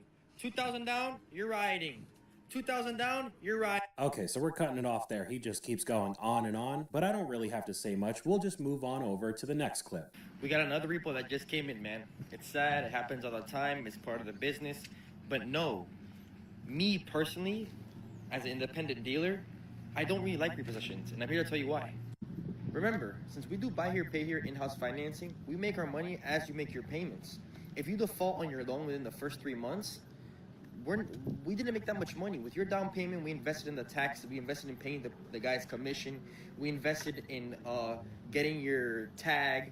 So within the first 3 months, 3 to 6 months, it's an investment for us to be able to go ahead and put this car under your name and finance you and all that good stuff. Yeah, all that good stuff, like a 30% interest rate. Even if they get just a couple payments from you and repo the car, they'll still be able to make money and then resell to someone. In the clip, he's wearing a Van Cleef bracelet while he's recording this clip. And with all the videos I've gone over talking about influencers and luxury items, I know that that bracelet is worth thousands of dollars. So to me, it seems like they're making some sort of money over there. And we got another comment here. Always remember, any car that's been repossessed from someone who couldn't afford the payments also couldn't afford proper maintenance. You take your chances at buy here, pay here, where most of the stock are repos. So each time they repo a vehicle, like they said in the last clip, happens all the time in the business, the car ends up getting worse and worse. It's just something that I would want to avoid at all costs. Let's talk about the cons of financing a car from a buy here, pay here. These buy here, pay here's control all the terms. So 9 times out of 10, they're gonna set that interest rate at 20-25% and that's it.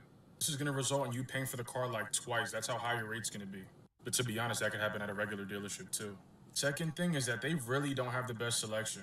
At most buy here, pay here lots, they have older, high mileage cars and there's just not much to really choose from. For example, the buy here, pay here that I went to yesterday, I think they had like 12 cars on the lot. Now, another big one is that they don't always report your payments. So let's say you plan on getting a buy here, pay here car to rebuild your credit. You might not actually get any credit for those payments that you made that were on time. Another one that goes over people's heads is that they track their cars. You can pretty much guarantee if you purchased a car from a buy here, pay here, there's a tracker somewhere in the car and you have no idea where it is. So with that being said, let's say you miss a payment, they're gonna go pick up their car. It's not gonna be a repo or anything like that. They're just gonna go pick up your car or shut it off. So they'd be able to find out and follow you wherever you go. And we got another comment here regarding the trackers. If you own a vehicle and hold a title, remove whatever you want. If you're still making payments and don't hold a title or are under lien, read your contract. And that's a very good transition over to the next clip with somebody advertising their services. A buddy called me today on a Tuesday, crying, saying he was late on the car payment. He couldn't make it until Friday, when he got paid. And I guess the buy here, pay here company threatened to repo his car after making 28 on-time payments. Straight. And he just had a baby, so I made this video for people on an emergency and educational purpose that needs assistance. Rather you think you have a stalker, rather the dealership is being real nasty with you, and now you feeling safe. Okay, I'm cutting it off there. You know exactly what this is. And it doesn't seem legal to me. The guy was still making payments and decided to remove the tracker. But one of the comments here, the buy here, pay here companies put more than one tracker on, which sucks. So you might think you removed it, now you're in the clear, but they could still find your car regardless. Buy here, pay here dealerships. If you have to ask the question whether or not you want to buy a car from a buy here, pay here dealership, then you need to ask, are you the type of person who buys stuff at Rent-A-Center? Do you have extraordinary credit card debt? These people will sell. It's a lie. They're not selling you a car. You're at best renting a car. A long-term rental. Some buy here, pay here places have, they may let you buy it after a while, but typically, let me be blunt, buy here, pay here places are exploitative business practices for the poor, right? A buy here, pay here dealership is made to exploit people who have poor financial literacy, and that's just the beginning and end of it. Everybody needs a car, and these people will loan shark you to death. So I feel like this is pretty common knowledge in today's world, but if you didn't know how bad this could get, hopefully this video helped. But that's all I got for you guys today. Let me know what you guys think in the comments down below. YouTube thinks you'll like this video popping up on screen right now, but hopefully you guys enjoyed this video. If you did, please leave a like, and I'll talk to you guys later. That's crazy. Get a GoDaddy website, email, and matching domain bundled together for... Hear me out, friends. Hold up. At what... Wait a second. Wait a second.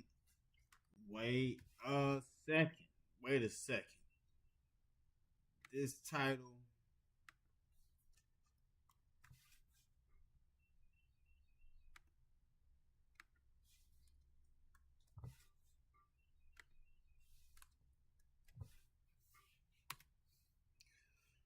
Wait a second. So this one right here. Why Americans are tired of working and still being broke. It might be because, y'all live above y'all means? No one's saving? No one's budgeting?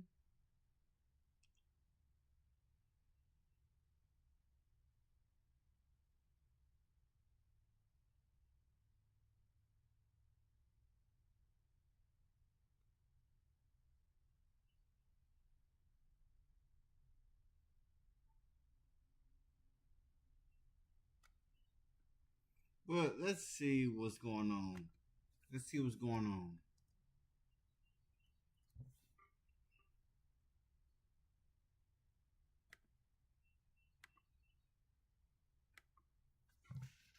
At what point does working a 9 to 5 become slave work?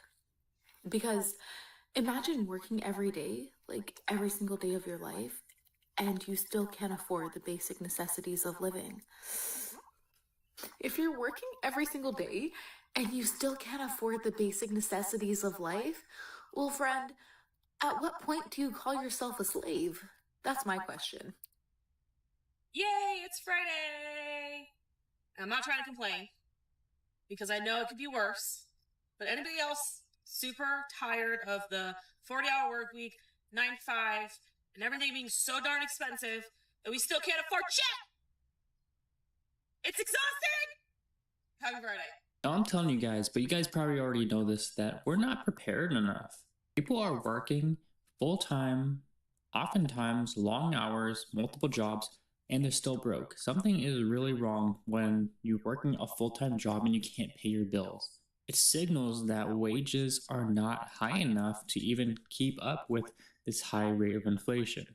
Now, of course, there is a lot more consumerism than there was decades ago. We have a lot more technology, a lot more bills, and things are just a lot more expensive because there's just more things compared to back a few decades ago. You have less appliances, and right now all of these things cost a lot, and there's just so many bills to pay. But right now people are working long hours, they're feeling broke, and they're feeling hopeless because we all eventually want to be able to achieve the American dream, which is of course retiring, owning your own car, owning your own house. But it seems very unattainable right now because people just don't have extra income every single month to save and invest. And if you're not investing, that's a huge problem because you're not going to be able to have enough funds during your retirement to even retire. Saving alone is not enough. You have to invest that money.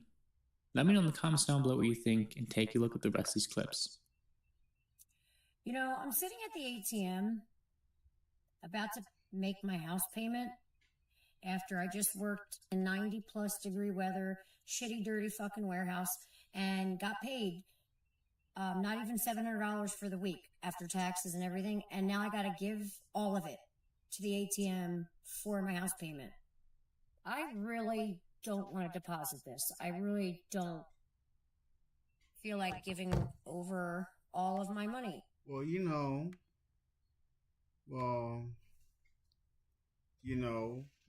could have used the job you're working to build a side hustle to help with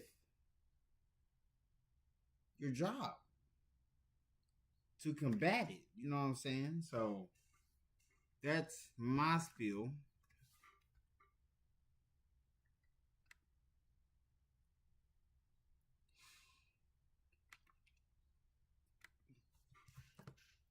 And being broke again for another week. What gets me even more pissed off is I'm a single mom. Okay, 2 baby daddies, 3 kids that I have. None of them pay a fucking dime, never have. The state never made them either. So here I am scraping just to put gas in the car and to make it week to week. Scraping to just put a tiny bit of food in the house because everything's fucking outrageous. And they're buying new cars, doing whatever the fuck they're doing, living life, not worrying about the kids. It's how we live as single parents. I wish I could just be like, no, I'm not fucking paying it. He should pay it because it's housing his fucking kids. I don't care. Split it between the fucking both of them. for all I give a fuck. Since you don't pay child support, maybe you should pay for them to live in a fucking house. You know what? That should be it. Since men across the board, like, it doesn't matter what state, there's a bunch of them that don't want to pay for their children because they feel like they shouldn't have to. So you know what I feel like? For someone that's paid for all of them, their entire life, all on my own, by themselves, by myself, they eat more than I can fucking supply. Like, I should be able to say, fuck you, and they should pay for the house payment. How about that? How about you pay my house payment and I'll pay for the children to eat and clothes and whatever. I think that's a fair deal. What do you think? So many people are on here talking about how they're unemployed. How are you even living? Because I am very employed. I have my own little cleaning service and I do pretty good, and I still stay broke. So I'm just wondering, like, how do you even survive without a job? Like, I mean, I know a lot of people were working 40 hours a week plus just to survive, or basically just to struggle. But the people that don't have a job, like, how are you even on a phone? And I'm always looking for ways of, like, cutting off the finances, slimming down on the spending. Like, I just couldn't even imagine if I had no income coming in. I get so many people reaching out asking me for $10, and I'm like, if you watch my content, you know I don't even have it like that. However, I mean, I at least have $10 in my pocket, or I can go buy me something to drink or something to eat. I couldn't imagine just being with nothing to where I couldn't even afford to eat. Like, and this ain't just a little bit, like, no matter which platform I'm on, TikTok, Facebook, it's everywhere. So many people looking for someone just to be able to hand it out. Well, right now, ain't nobody really trying to hand out nothing. It's hard for everyone. I mean, gas prices are like almost $4. It ain't lack of love, it's lack of funds. Nobody has it. But yeah, like, people that are not employed, like, how are you doing it? How do you make it? How do you get through the day? Y'all let me know in the comments. This starts the first week of being laid off from my job, so that's fun. Right before the holidays. Great. This morning is one of those broke meal mornings. I'm mad because I had to say that like 5 times. 2 eggs, some rice, a can of tuna, and avocado. It's more like lunch now. It's like 11:53, so it's lunch. The point of my broke meals is that I want to feel fuller throughout the day. I don't want to have to like go back for something else because I'm trying to really pinch and save my money. In-laws visited from Puerto Rico, and this avocado is from their own tree in their backyard in Puerto Rico. Like, hello? I'm moving. While laid off, I'm moving. Hello? How beautiful. Oh my gosh. A moment. Whether you want to level up your career or try something new, learn the skills to get noticed. Beautiful. Someone said the average millennial is 36 years old and has nothing to their name, and they're living basically paycheck to paycheck with roommates in their 30s, not married, no kids because they can't afford it. And in fact, what they do have is a bunch of debt. So their future self already knows that they're going to be broke, they're going to be poor. So we're essentially in a trap that we literally cannot get out of no matter how much we work, no matter how many jobs we have. A lot of people have a full-time job during the week and then Uber on the weekends just to make some extra money. That in itself sets you up for depression. I mean, think about working and having nothing to show for it. No savings, no investments, no house, nothing. Then you have their parents, the baby boomers, who are essentially the richest generation ever, who were able to support a family on one income, educated, have a house, savings, retirement. So where's this American dream that we've heard of? It's now turned into the baby boomer dream because you can't even get better than what your parents had. Being an employee is not going to cut anymore. It's not going to make you rich. It's not going to make you happy. It'll probably your way into the earth and also take all your money. Love that part. Especially if you are a creative, there is no reason why you need to be stuck in the 9-to-5 world that was not created for you. For example, I know that I am my most creative self in the morning. I can get so much done in the morning. I can do things that can be the catalyst for other things in the morning. My brain is working the best. Mind you, so many creative people are clocking into their 9-to-5, squiggling their mouse around in the morning, pretending to be online even though though they just woke up, they're pretending to give a fuck for 8 hours a day for a job that they don't actually care about, for work that they probably could have completed in 1 hour just to prove that they're worth something, just to get health insurance, for the health insurance that they'll need for the job that's going to kill them. Mind you, you can't even make that much as an employee, okay? When you work for yourself, income can be uncapped, right? And so a lot of you are like, oh, well, how can I do that? Like, all I've ever known is 9 to 5 work. See, look.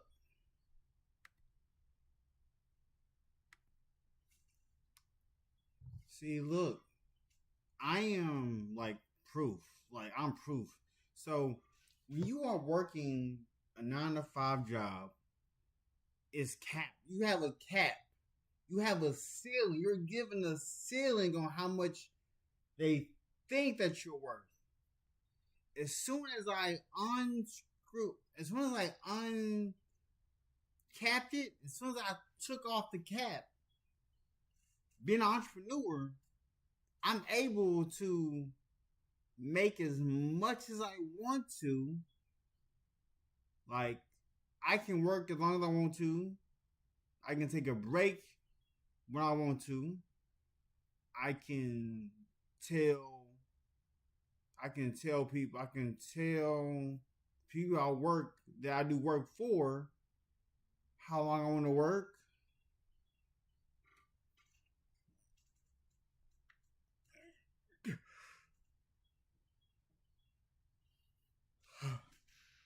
So yeah.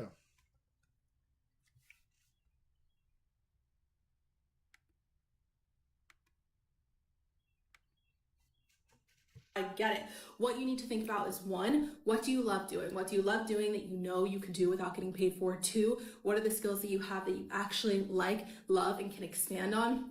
3, what does the world need? If you can combine all these 3 things and then build a personal brand to be the avenue in which you can utilize these skills, sell them, monetize off of them, you can be uncapped and successful, and you'll get your life back. I know it's crazy. You won't have to ask off for work anymore. You'll be able to see and live more life, because this is actually the only life you get. And if you're going to waste it pretending to give a fuck about a job that doesn't give a fuck about you, working a job will make you broke, miserable, and trapped. There's so many people that go their entire lives not seeing through the matrix or what we're in, and it's like they literally believe that, you know, they could work their entire lives at these jobs and they think they're going to, like, get rich out of it. And I don't think that's necessarily true. Like, I feel like a lot of these jobs kind of keep you trapped in, like, a never-ending cycle of poverty that you can't really, like, escape.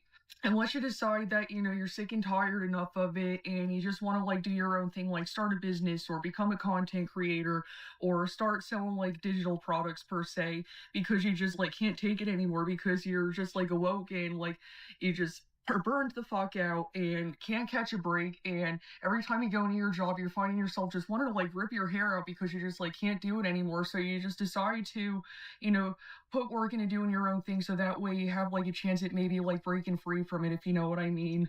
You just know that you're, like, worth more than what the Matrix has to offer you, and you don't want to, you know, be trapped on that never-ending hamster wheel for the rest of your life, because you know you're worth more than that. You know you're worth more than these jobs. You know you want to operate at a higher vibration, so it's like you're doing everything that you can to provide a good life for yourself. $15 an hour is not a living wage. Okay? I live in a state where the cost of living is significantly lower than the rest of the country, okay? And I don't have money for anything, okay? I make $15 an hour, and I'm broke. It's not a living wage. It's not.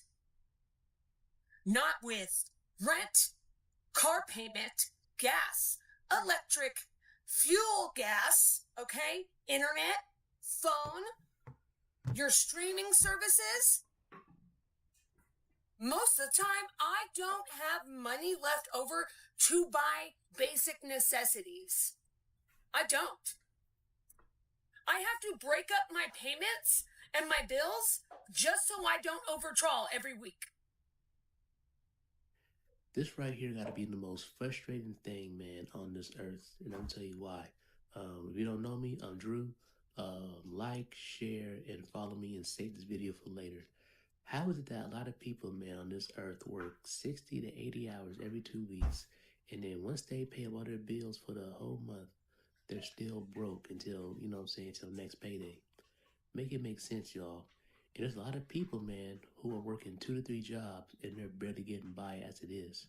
But what if I can tell you how you can earn some income from your cell phone? How you can turn your cell phone to an ATM machine, okay?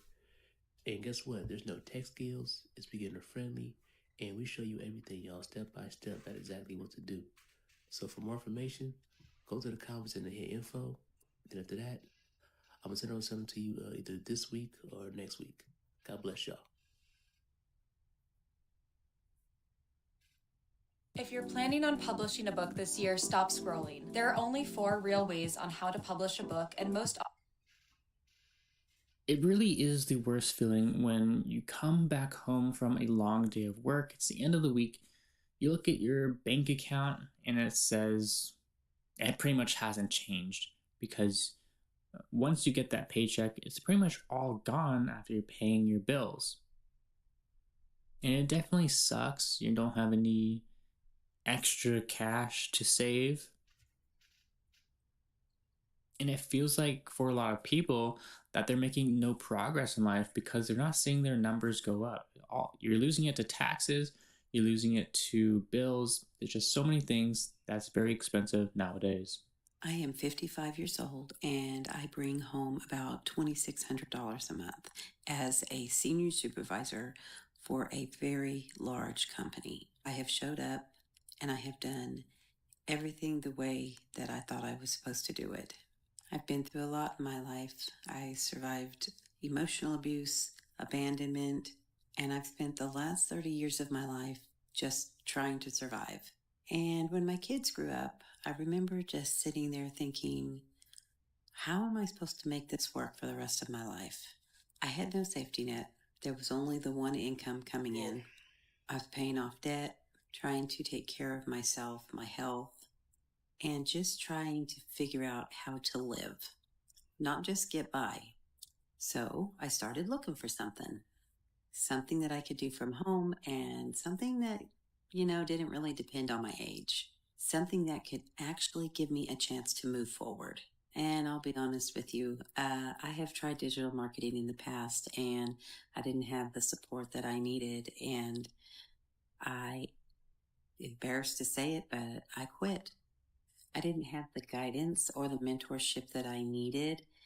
And I was at a point in my life that I just couldn't continue seeing it through without that help. It's really difficult sometimes, when you've been through emotional abuse like I have, you already feel, not worth anything. You feel like you don't have any confidence at all. Why is anybody going to listen to what I have to say? I am a nobody. And I just needed the encouragement to continue on, and I didn't have that. So when I came across YPE, I was really shocked by what I saw in the mentorship. Every day, Monday through Friday, this program has a questions and answers call that you can join and ask any of the questions that you have. I've never seen that before in any other program that I had been in. I remember thinking, this is what I have needed all along, and if I had had this to begin with, I would have never quit. I knew that this was not just another thing that I was going to try, but this was actually something that was going to help move me forward. And that's what I'm doing now. I'm learning, I'm building, and for the first time, I'm not doing it alone. And if you've been trying to figure this out and you're tired of going around in circles, comment help. I'll send you a copy of my free sneak peek, and let's get you started. Things that make me broke, even though I made 6 figures. People don't want to admit this, but you can make 6 figures and still be stressing financially. You think money solves all your problems, but it doesn't change this, right? And ask me how I know. Number 1, lifestyle inflation. I got some more money. I got paid more. I look up and say, hey, I need a new bag. I need a new car. I could live in a nicer place, a nicer area. I can afford the little trinkets that I really like, so more pay.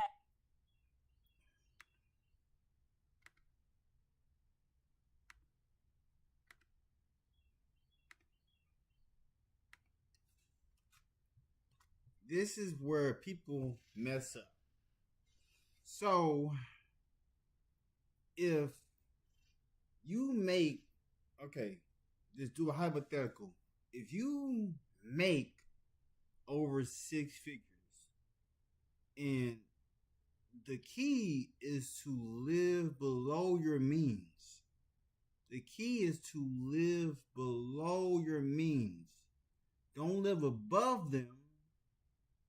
Live under them. You know what I'm saying? You don't have to get you don't have to get the latest vehicle, the latest house. Like, you don't have to do that. That is why some people who make over 6 figures are broke, because they're living beyond their means. That's why that woman that was broke in that video.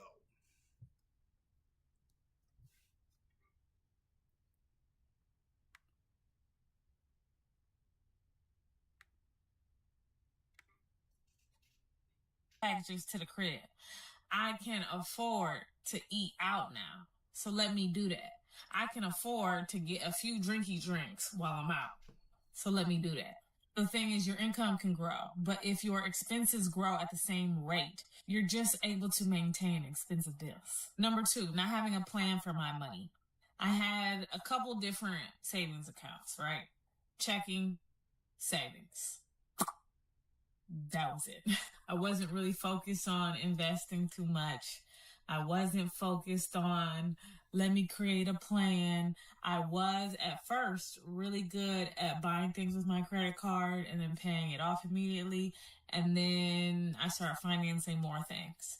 And then the plan went out the window because the plan was real loosey-goosey to begin with. Spending, unexpected spending. Bills, unexpected bills, or higher bills now, right? Because I done got all these things that I can afford now. Subscriptions that I completely forgot about. By the end of the month, I'll be like, where is my money? I ate it. I wore it. I sure as hell didn't save it though. Well, as it turns out, vibes aren't a real financial strategy. Number 3, I thought future Dr. Taylor would be able to fix everything. I'll pay for it later. I'll think about it later. I'll devise a plan later. I'll watch this video later. I'll read up on it later. Meanwhile, interest is doing what interest does best as time goes by, accrues, and collecting rent. Remember, and take it from me, high income does not equal automatic wealth. You need a system. And the gag is, nobody tells you it's actually easy to make money, but it's hard to maintain it. You can make good money and still be broke. 2 incomes just isn't enough money anymore. Me and my husband are both in.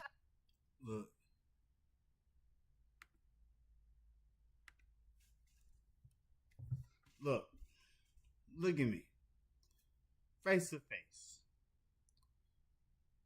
Do not listen to the other people who are 6-figure earners. Listen to me. I have been an entrepreneur for the longest. I have never been on the downside. I've only increased what I can make. I've only increased. And let me go back to that woman. Alright, so I can chime in to what she's saying.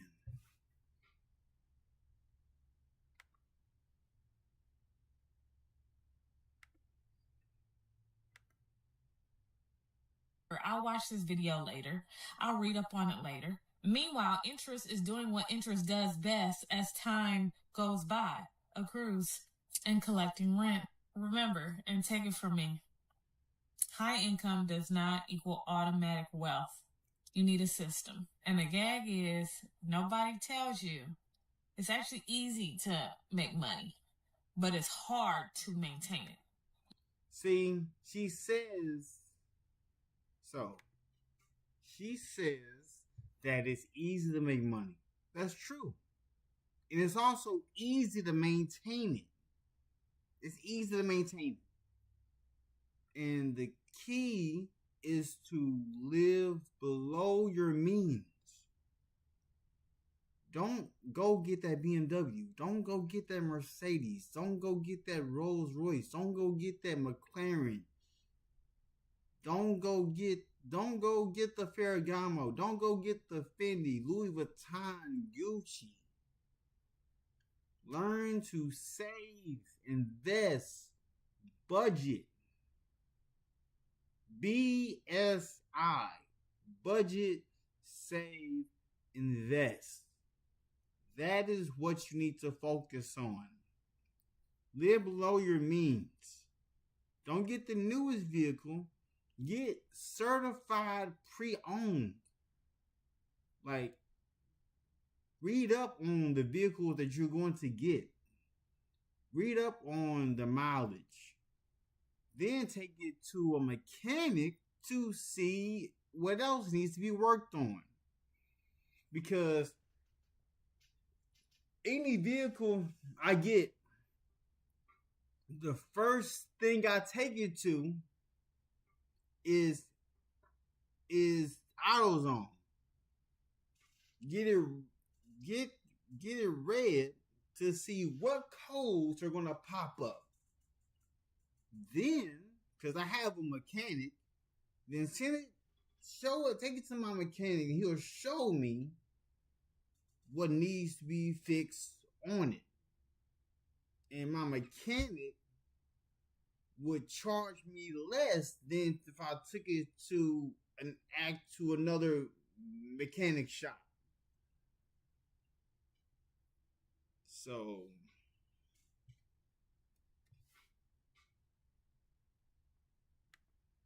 but yo,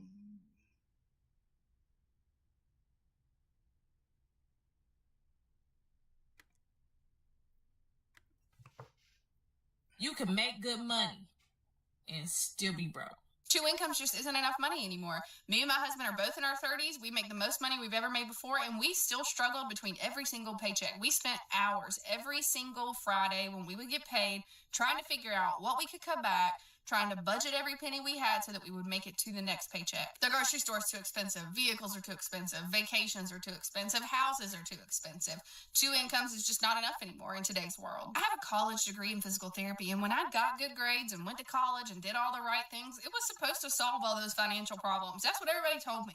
It was going to solve all my problems. Well, it didn't, and they lied. And I was sick of struggling between every single paycheck when I was working my ass off, treating more patients than I should be treating. I was overworked, underpaid, and I was sick of it. So I learned a different way to make money. I learned how to make money online. I learned how to use my social media to sell and promote digital products so that I could create another stream of income. I wanted to be able to be home more with my kids, and I wanted to be the mom that could go pick my kids up from school and not have to pay for after school care and do all the things.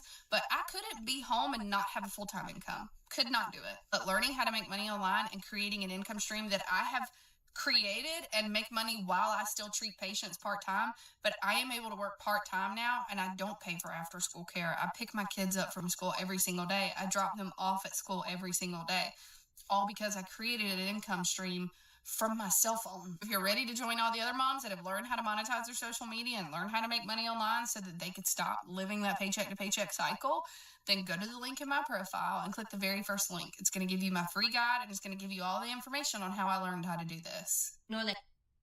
Are you looking to start your own business? Well, look no further than busy.com. Right now, we'll complete your LLC filing free. The hair, it's wash day, okay? I made 2 videos talking about how you should not quit your job unless you have a backup plan. Having a backup plan can literally save your life. People are in the comments talking about, what about my mental health? Okay, if your mental health is bad right now with the job, you have funds coming in. What do you think is going to happen to your mental health when you don't have funds coming in? Then I had someone else in the comments sitting here saying, oh, well, the reason why my mental health is so bad is because of this job. I was like, okay, I understand that. I was like, so then you get rid of this job, you get rid of what's causing your mental health. Then what? The job market is trash. I was unemployed for 7 months. There was even a time where I was willing to accept the bare minimum, absolute fucking less. I was willing to be up here and go all the way down here, and they still didn't want me. They still did not want me. Mind you, I know all of our qualifications are different. However, I could have easily done this job. Easily. This job is meant for a 16-year-old. And that's the reason why I was holding off so much, because I did not want to take away from the kids that are literally barely getting into the job market. But after 7 months, your girl was desperate. I was like, fuck it. It's a man-eat-man world. And if I had to take this job just to, so I can get some funds, I will. I still got rejected. So I stand on what I say. If you don't have a backup plan and you don't have someone willing to take care of you until you figure something out, do not quit your job. It's not worth it. Not in this job market. Not right. If you have something, stay there. Milk that shit as long as possible. So I'm sitting in my car because I'm about to go do some door dashing because I don't have enough money for my bills. Rent is due in a few days. Luckily, I have like a 3-day grace period, and I still don't think that's going to be enough. But I was like, maybe I can go do DoorDash and see what can happen. Hopefully, my driving anxiety does not get the better of me, but let's go do this. Well, I dashed for about 4 hours and I made $55, which sounds great. But then when I did the math, I made just over $13 an hour driving around. There was...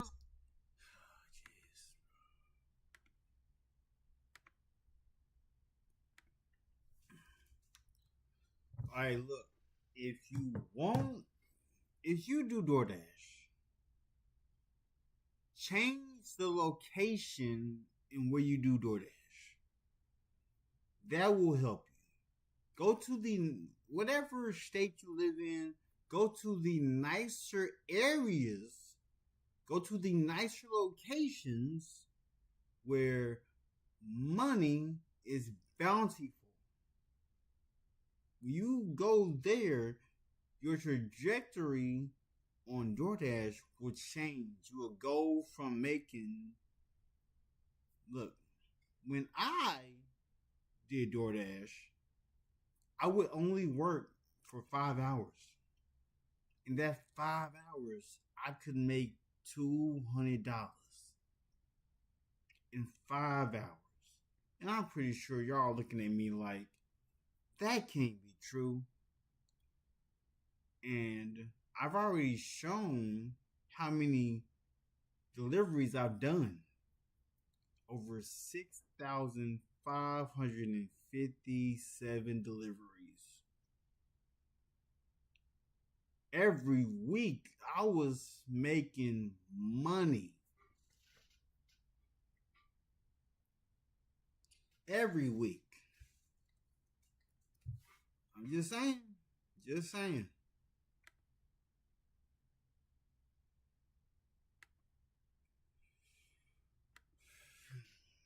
Was one that didn't even tip me, and I swear it took me probably almost 30 minutes from getting to the place to get to them because DoorDash linked me up so that I had another person I also had to deliver to, but she didn't. This other last person didn't even tip, so I was like, oh, okay, cool, whatever. Not mad about it. You do you, boo.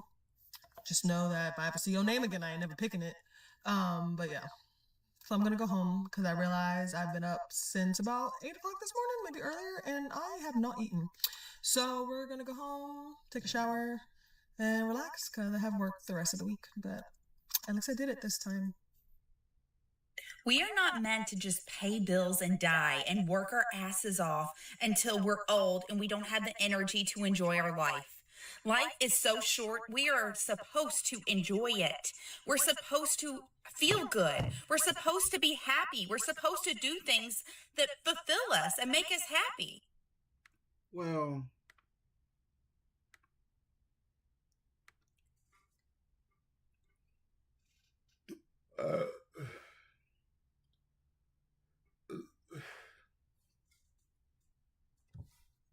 I have told people this over and over and over. When people would ask me, what do I do for work? Then I would show them. I've shown my degrees. I show my certificates. The one thing I'm not going to do is show my contracts. So I'm just saying.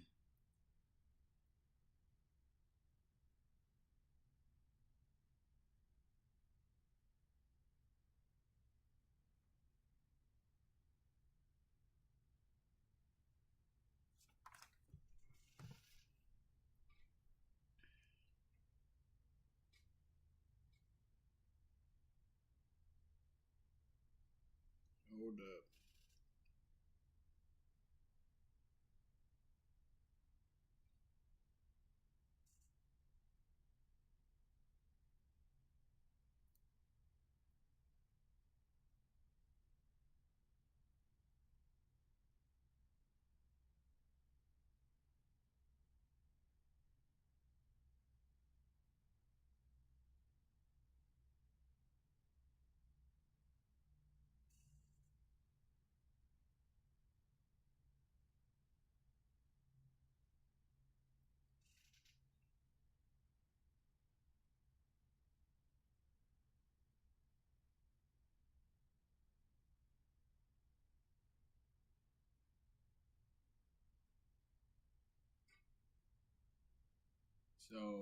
So yeah. So let's see what else.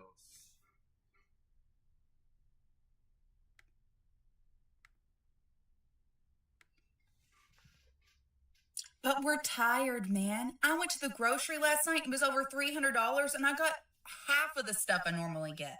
And I was so shocked whenever she told me the total. I was like, oh my God, for this stuff, it really wasn't even enough to like fill up my pantry. It was bad. And I'm working so much on a salary job, not realizing it was salary when I took the job. That was my mistake. And I'm not getting any overtime, even though I'm working overtime almost every week and falling asleep on the couch at like 9 o'clock every night. So tired. And it's like every week I just count down the days to the weekend and I just beg for some sort of enjoyment or some fun. And I spend all my money on going out to eat just because I need to have some sort of escape from my work day and my life and just some fun in general. And then I'm broke all the time, paycheck to paycheck, because it's like, okay, either I pay all my bills and I save money and I'm miserable, or I spend the money I do have just to have some sort of fun and some sort of escape from all the responsibilities. Ugh. So what do? Save money and be boring and be so burnt out and tired and gross feeling every single day, every single week after week after week, and never have any fun and just save all of our money for some future that we don't even know is going to happen? Or do we just spend all of our paychecks on all these like dopamine releases just to have some sort of escape from our work week, and then we don't have any extra money at the end of the week, and then we're waiting for another paycheck and the cycle starts over? So what's the solution here? Either save money and be burnt out, or spend money and have fun and then be stressed because you're waiting on another paycheck just to live again. What's the solution here? Because either I'm starving and spending my grocery money, or I have a full pantry and a full fridge and I can feed my family, but then I'm so burnt out because I haven't been able to go out to eat or do anything fun in weeks and months and whatever, because everything's so expensive. Everything's so expensive. And it's really hard. But life is supposed to be good, okay? So I'm taking it as, let's just spend our money and not save. But then I'm like, what if something bad happens? What if something big happens and bad happens and I can't afford it and I can't deal with it and I have to charge it on some more credit cards? What do we do? What's the solution here? What do we do for these middle class people like me who doesn't make 6 figures a year? I make like middle class wages, which would have been great about 10 years ago. My payroll would have been great. I would have been like rolling in the dough, but right now it's not. It's just not. So what's the solution? What's the solution for little middle class people like me? I asked more than 1,200 Americans aged 70 and older this question. What are the most important lessons? So a couple of weeks ago, we talked.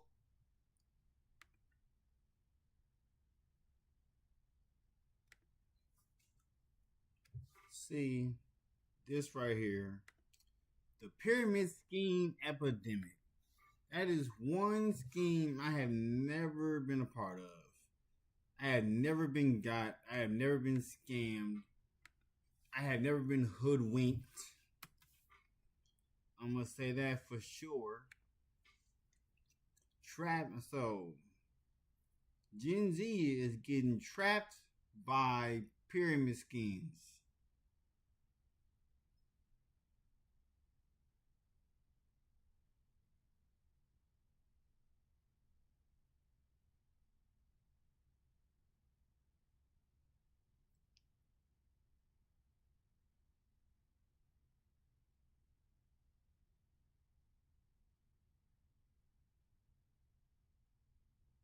Yeah, I have never I had never worked a pyramid scheme. So that's crazy. Well, let's see what the Gen Z is going through. Let's see.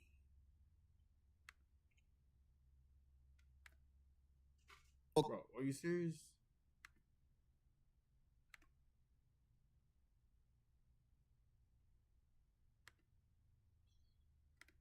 About pyramid schemes, right? We talked about Forex and how, a lot of those people disappeared and what it actually was. But I don't feel like we really hit the nail on the coffin the way we should have attacked that topic. So I want to dive a little bit deeper. I want to dive a little bit deeper into the pyramid schemes. Because a lot of you will encounter this. Let me tell you the people that these pyramid scheme people attack the most. It's usually young people, desperate black people, impoverished people, single mothers, older people. Then that's damn near everybody. And I want you guys to be aware when it's in front of you, because I promise I have a family member that calls me every single week at this point to join a damn Zoom meeting. I ask, what's the name of the company? They can't tell me. You'll find out on the Zoom meeting. It's one of my millionaire friends. Listen, okay? I'm not just getting on a call with somebody. I'm not doing it. Yeah, I've done it before. In fact, the last time I did, why can't you give me details on this? If you can't give me details, I'm going to assume you're in the pyramid, okay? Because that's one of the first things pyramid people do. They never really explain to you what it is. You always have to come to something else to find out. There's always another call where it's a group call for you to find. If it's a legit business, that person should be able to explain to you what's going on. At least how they benefit from it.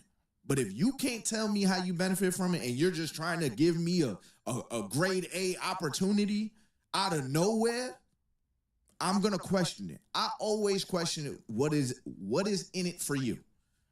Now, sometimes, certain people, I'll be like, this person's just trying to look out for me. That's just their character. But if we don't have that relationship where you've done those kind of things and you're just out of the blue, just trying to put me on to something and you're not really giving me real details on it, I'm going to search the company.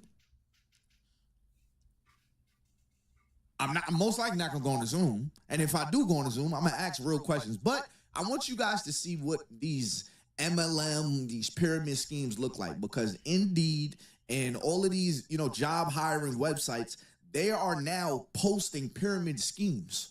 And people are getting caught up in them. All right, so I already gave y'all my story of when I was, I almost got locked into a pyramid. So I ain't gonna do that in this video. We're just gonna attack what we see. Feels like a pyramid scheme. I'm out. Thank you.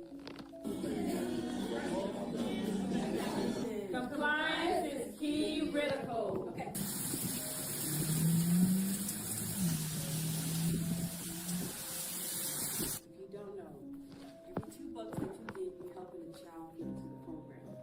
Every $2 but the company gets 6%. They use empathy. You buy the bottle of everything you think of. That's bad.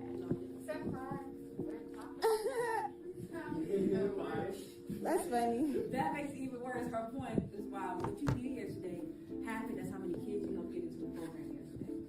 So let's type that first up. Getting kids in schools educated, okay? So that's why compliance is important. The way we dress is important. People eat with their eyes, okay? You got that outfit on that you got on right now because you like it. You said this will look well. This will look well together. You got, if we're just out there hooping and hollering,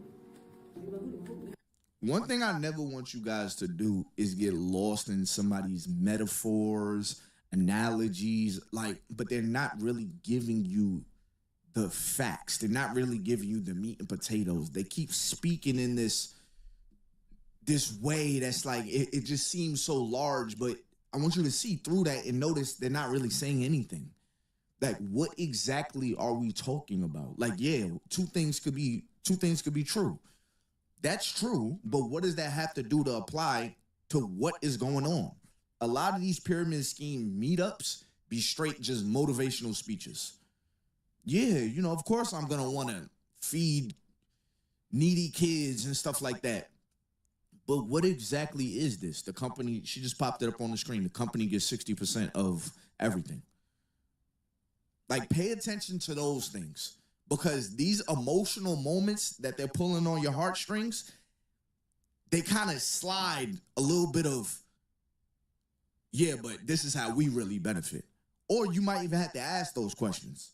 You know what I mean? So don't get so lost in the motivation. You know what I mean?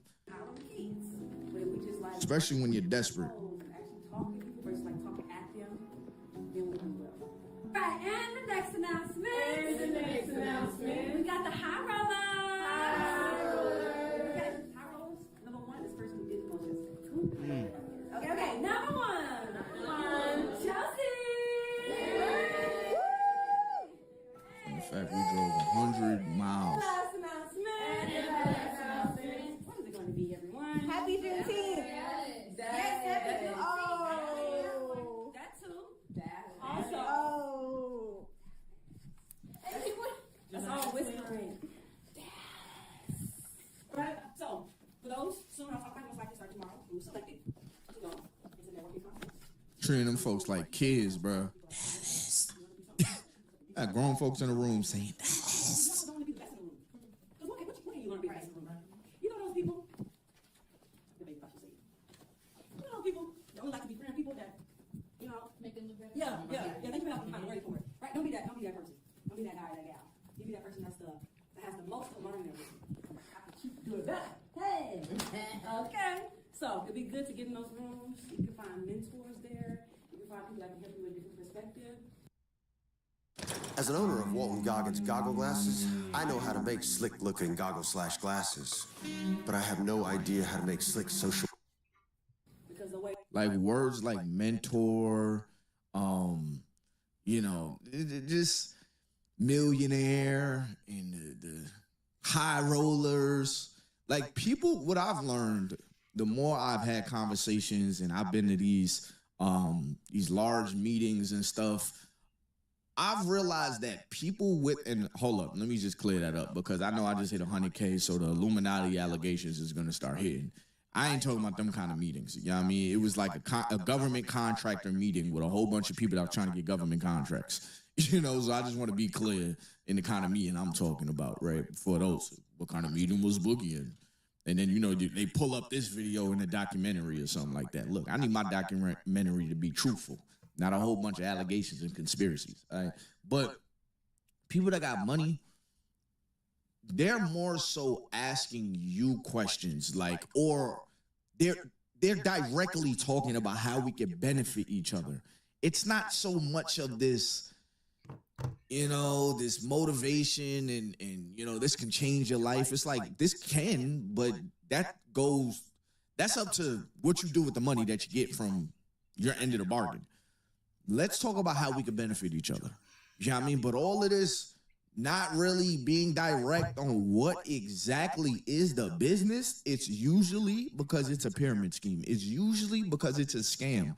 It's usually because you are the lick. People don't be realizing that. Yeah, these people are getting a lot of money, but it's because they're getting you. You know what I mean? Like, we seen it with the Manosphere documentary. These dudes that are sitting here talking about, they're on yachts and they're doing this and you need to get your money up and you need to do this and you need to do that. A lot of them dudes are getting money because they've gotten you. We're having a boogie moment. Yeah, my bad, y'all. Damn it. That's how you know my videos ain't AI. But yeah, they're getting all this money because they got you to believe that they got all this money. You know what I mean? So now you pay. for this course. Now they're up. You know, that's usually how that happens.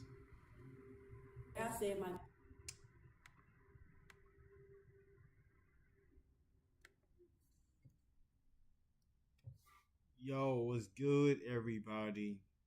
I will be back. I'm about to go cut the grass. I'm about to go get that all taken care of. Gonna put some headphones on, listen to some music, and be vibing out. Like, comment, subscribe to the channel. I'll be back tomorrow. Peace. Rush the process. I trust